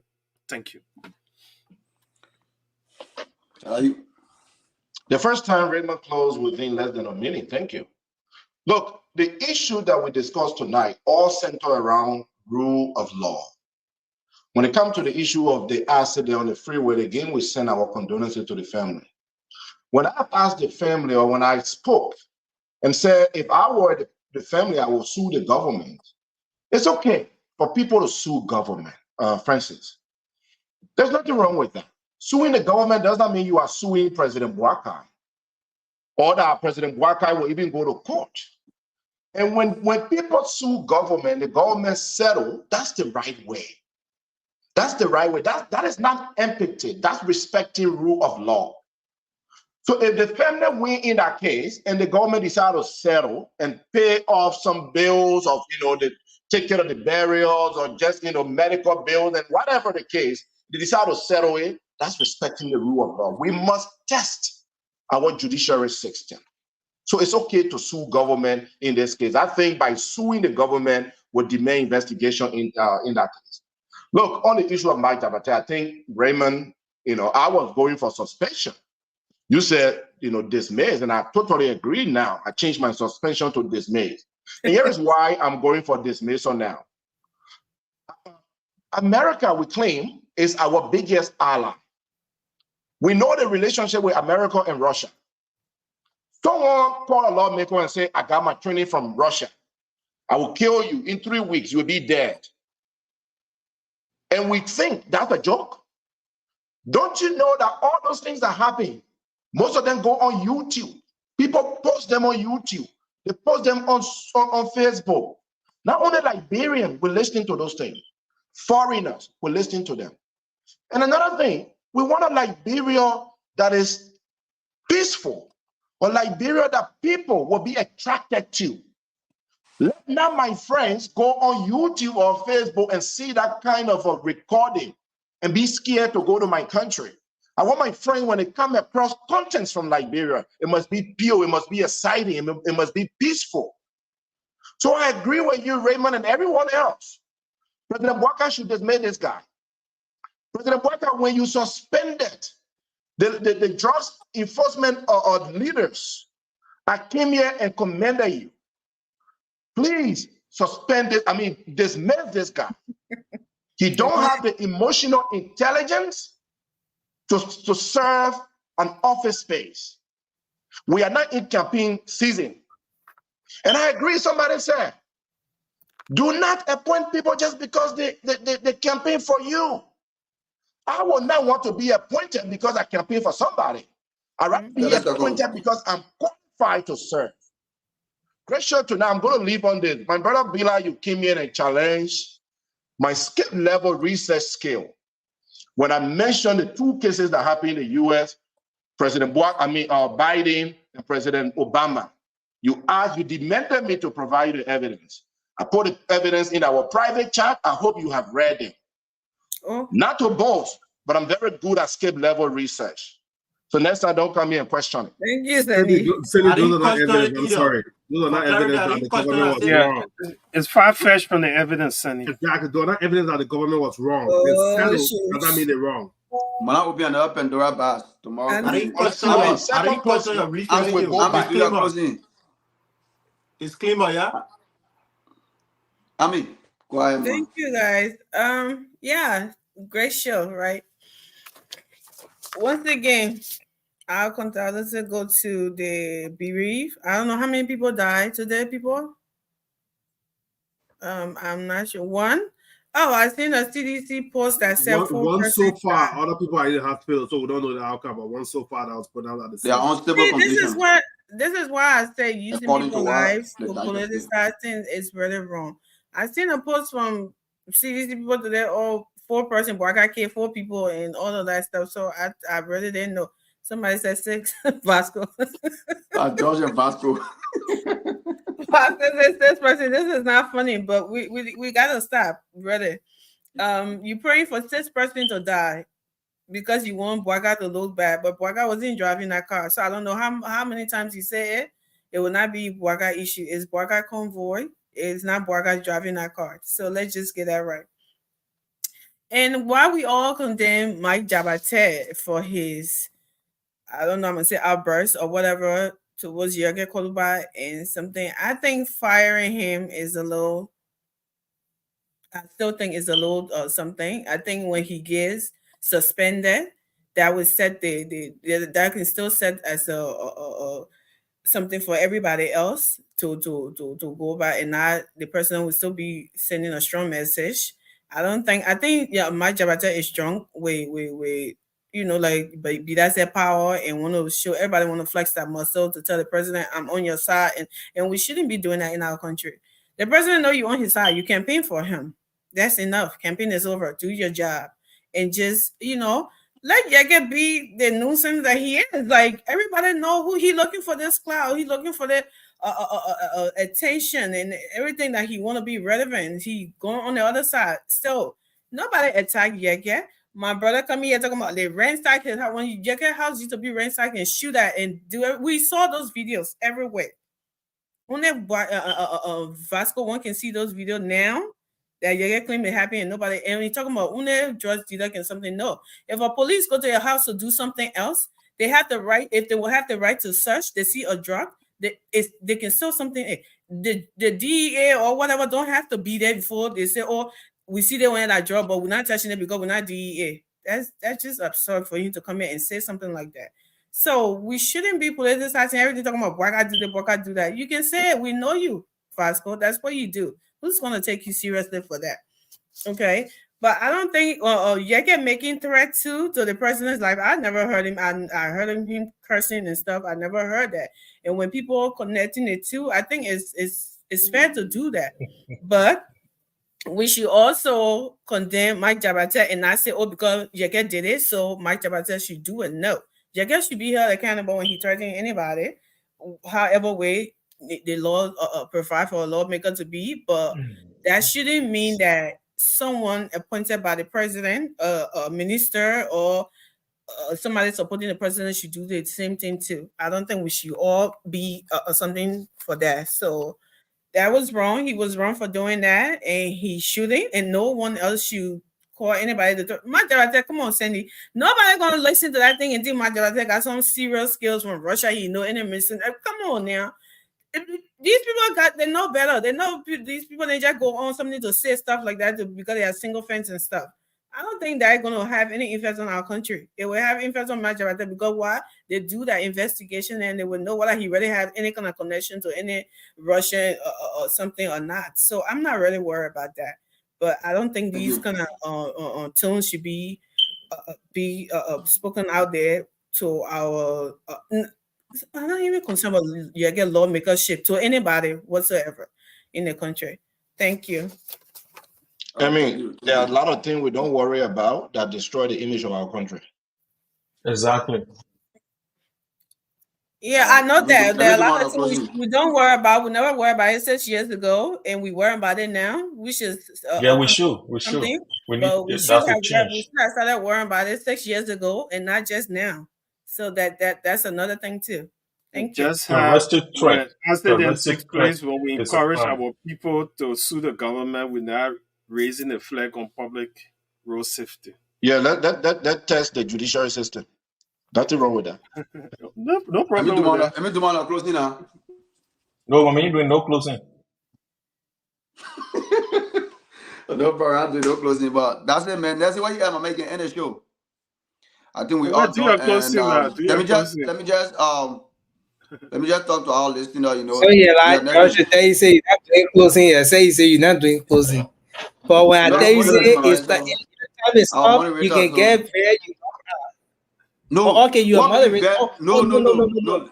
So Mother agrees today that moderators don't do closing, right? You agree with that, right? That's fine. He speak for himself.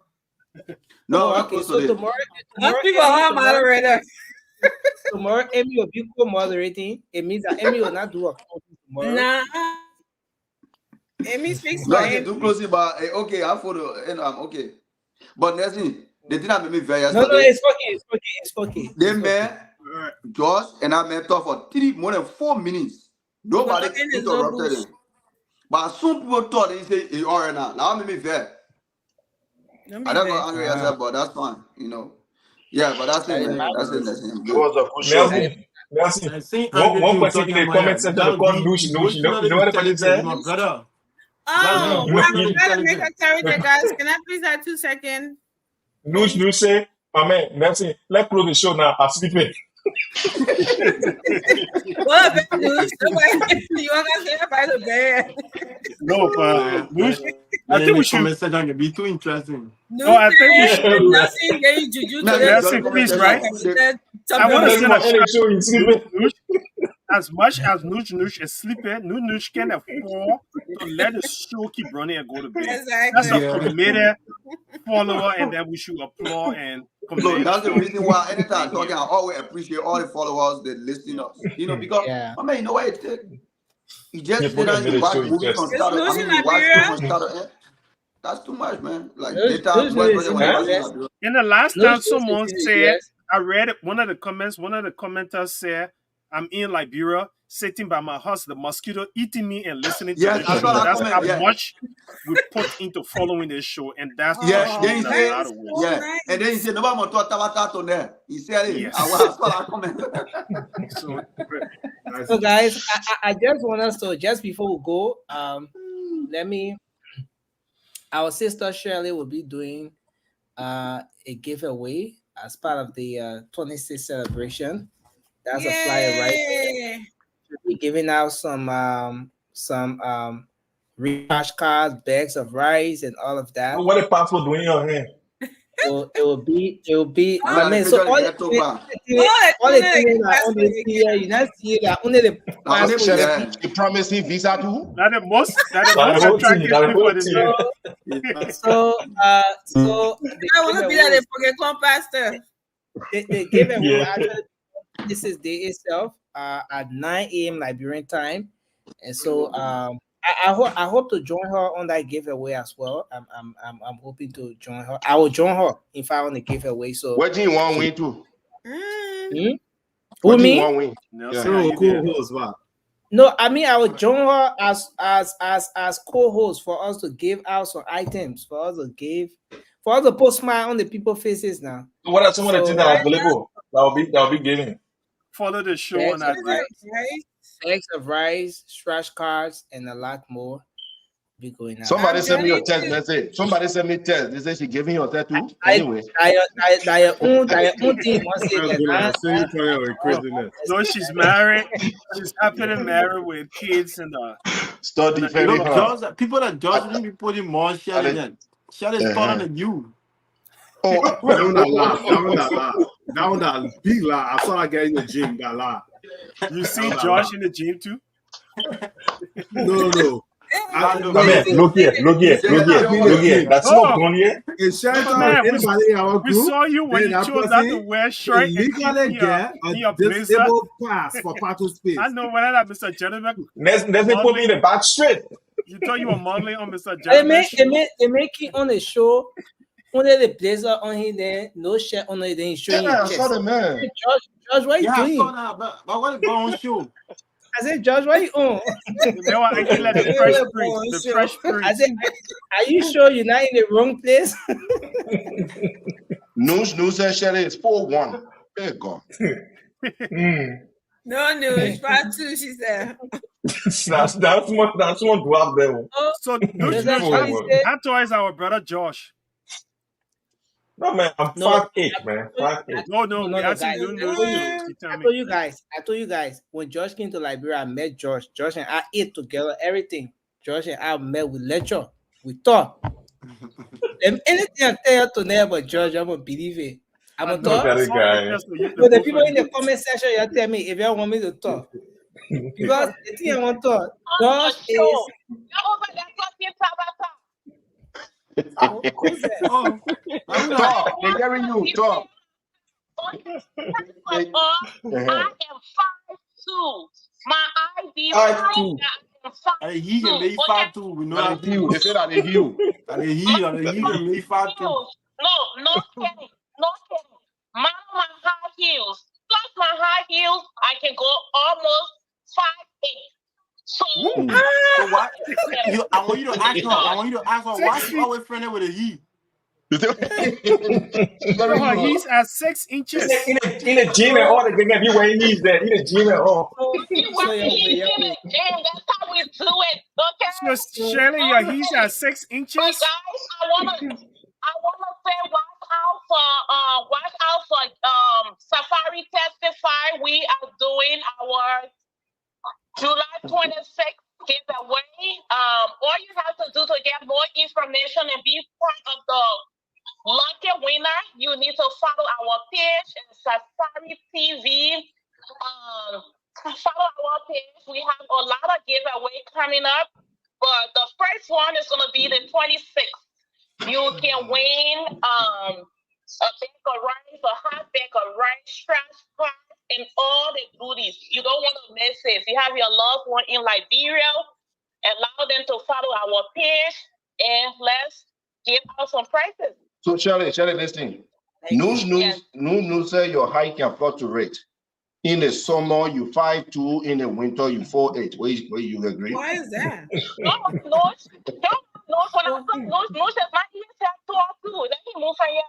And when I didn't have my high heels. And because of noise, I refuse to get out of my house without my high heels. That's what I do when I'm in the gym with my high heels. Period. So Shirley, a question about the giveaway, right? So those who are going to win, do they have to call in during the giveaway, or only because they follow the show? I mean, they follow your page. They're going to. Yeah, so we're gonna have some questions. It's gonna be very interactive. So we're gonna have questions time, and I can't tell you what the question's gonna be, but it's gonna be fun. You know, the main aim is to give away to our people. There is a question in the chat. If they want to contribute to your giveaway, how can they do it? Oh, that's great. My cash is SSNEA. Say That would be again. really great. Yeah. Say again. My cash app is my first initial last name, so it's SSNEH. But of course, the $sign, and I can type it in the chat room too. Or it's 267-586-5479.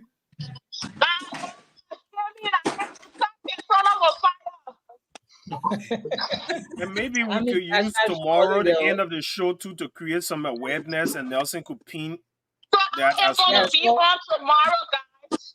I'm going to be on be part of the show tomorrow. Okay. And I will, and we won't be going live tomorrow on the platform. That's what is important, that you follow us, because it's not just July 26th that we're going to be doing giveaway. We're going to do giveaway the second Sunday of each month and the fourth Sunday of the month. Okay, bye-bye. My wife called me before she questioned who they will know on my phone. Okay, I'm sorry. Jenny. Look I will be on tomorrow, and if you want to get more information, follow our page. I will be going live tomorrow for Safari Testify, which is 6 p.m. Central Time. I don't know what time it will be in Liberia, but 6 p.m. Central Time, Safari Testify will be going live. So join us. Okay, so Hippo Kasi have a question. If they win Liberia, how will they get their gifts or their prices? Oh, that's the important thing, because our focus is in Liberia. We have our team in Liberia. And this will be on local radio station as well. I'm so excited. My brother Nelson gonna be joining me, and it is gonna be great. So right away, when you win a bag of rice, we're gonna have a location for you to go and pick up the rice.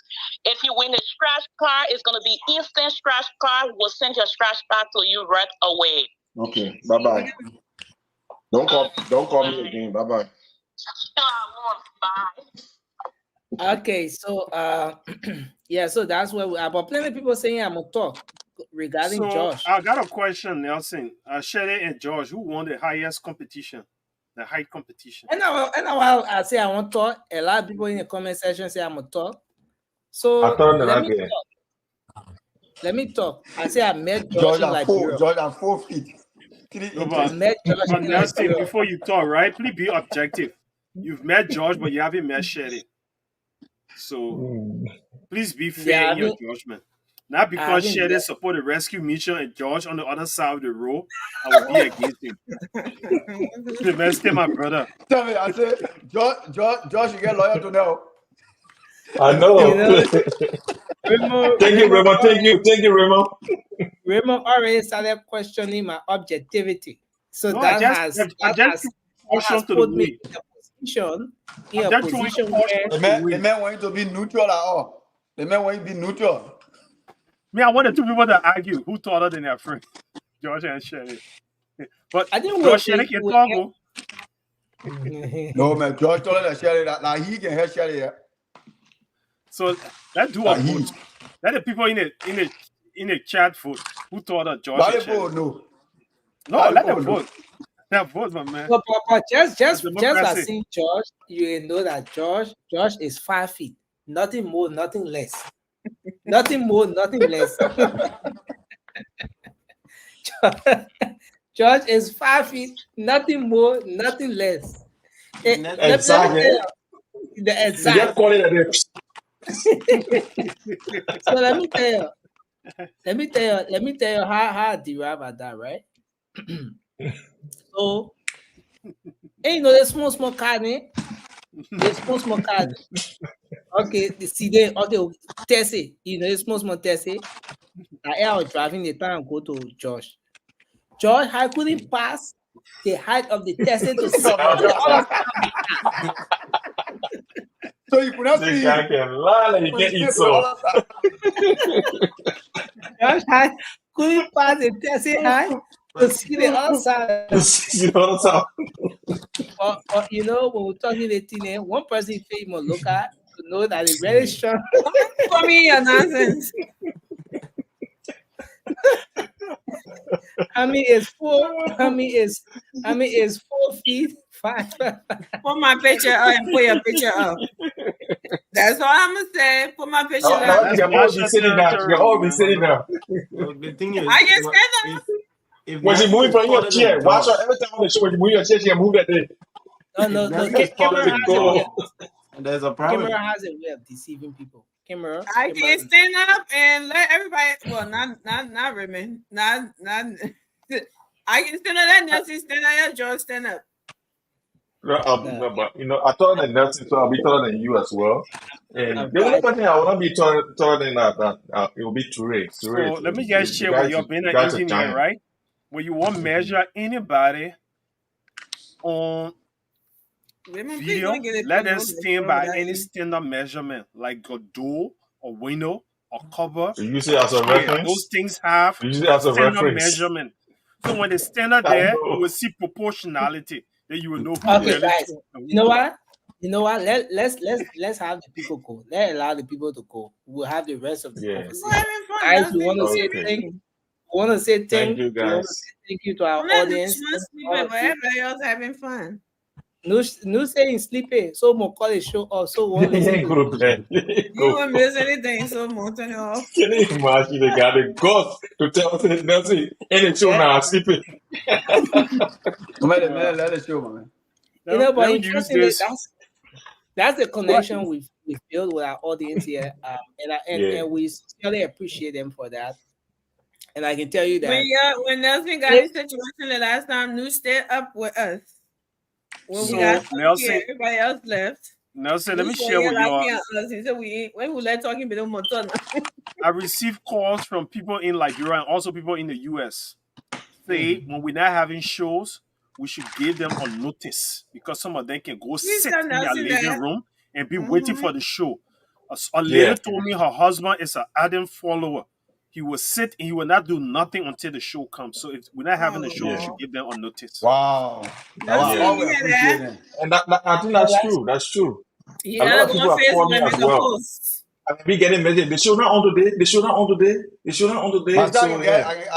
My man can be asking me, but so that's how much we got followings. That's how much people are connected. That's true. That's true. No. I will actually work on that because You know, most times when we're not coming on, is usually because of something that really happened beyond my control. Like I there was one understand. time when I went somewhere across and I got in one hole, my car broke The tire down. boss. Not even tired, but they said some On the stuff. rain. In Yeah. the dark. I was out there up to 4 a.m. I was fasting and So praying that day for this. even to take out my phone and talk at that place because it's a real criminal zone. I was in fear that whole night. So yeah, sometimes it's tough, but we'll always do that. Even if But I didn't do it, Update. that's like what can happen when you buying a durable spare part. Yeah, that what can happen. But You see, Nigerian when people you talking spare that part in now, Liberia, you man. my car, car spare part, man. Looking for buy. yeah, Oh, customer. Gentlemen, y'all see, right? These are some of the conversations we should be having some days. What are some of the things we need to invest in our country to bring value to our people and service? You know, sometimes we should have this discussion. And we should also encourage Liberians. You do not have to start a business all by yourself. 4 or 5 persons can put their money together in one accord, and that business will bloom because you will have more capital to invest into something that can bring stronger return. No, but Raymond, I'm talking all right. You know what we lack in teamwork. like trust. Yeah, because some people don't have good motive going I to like their been done more than 3 different times. Like why they can make me wait to do business. I've invested so many ways, and today, Maybe so that trust. John. You gotta get This is why I say you need a proper paperwork between you and people like doing that, because people sometimes have their thinking. I tell the man off the camera, why you doing all that? Who's that? Who's that?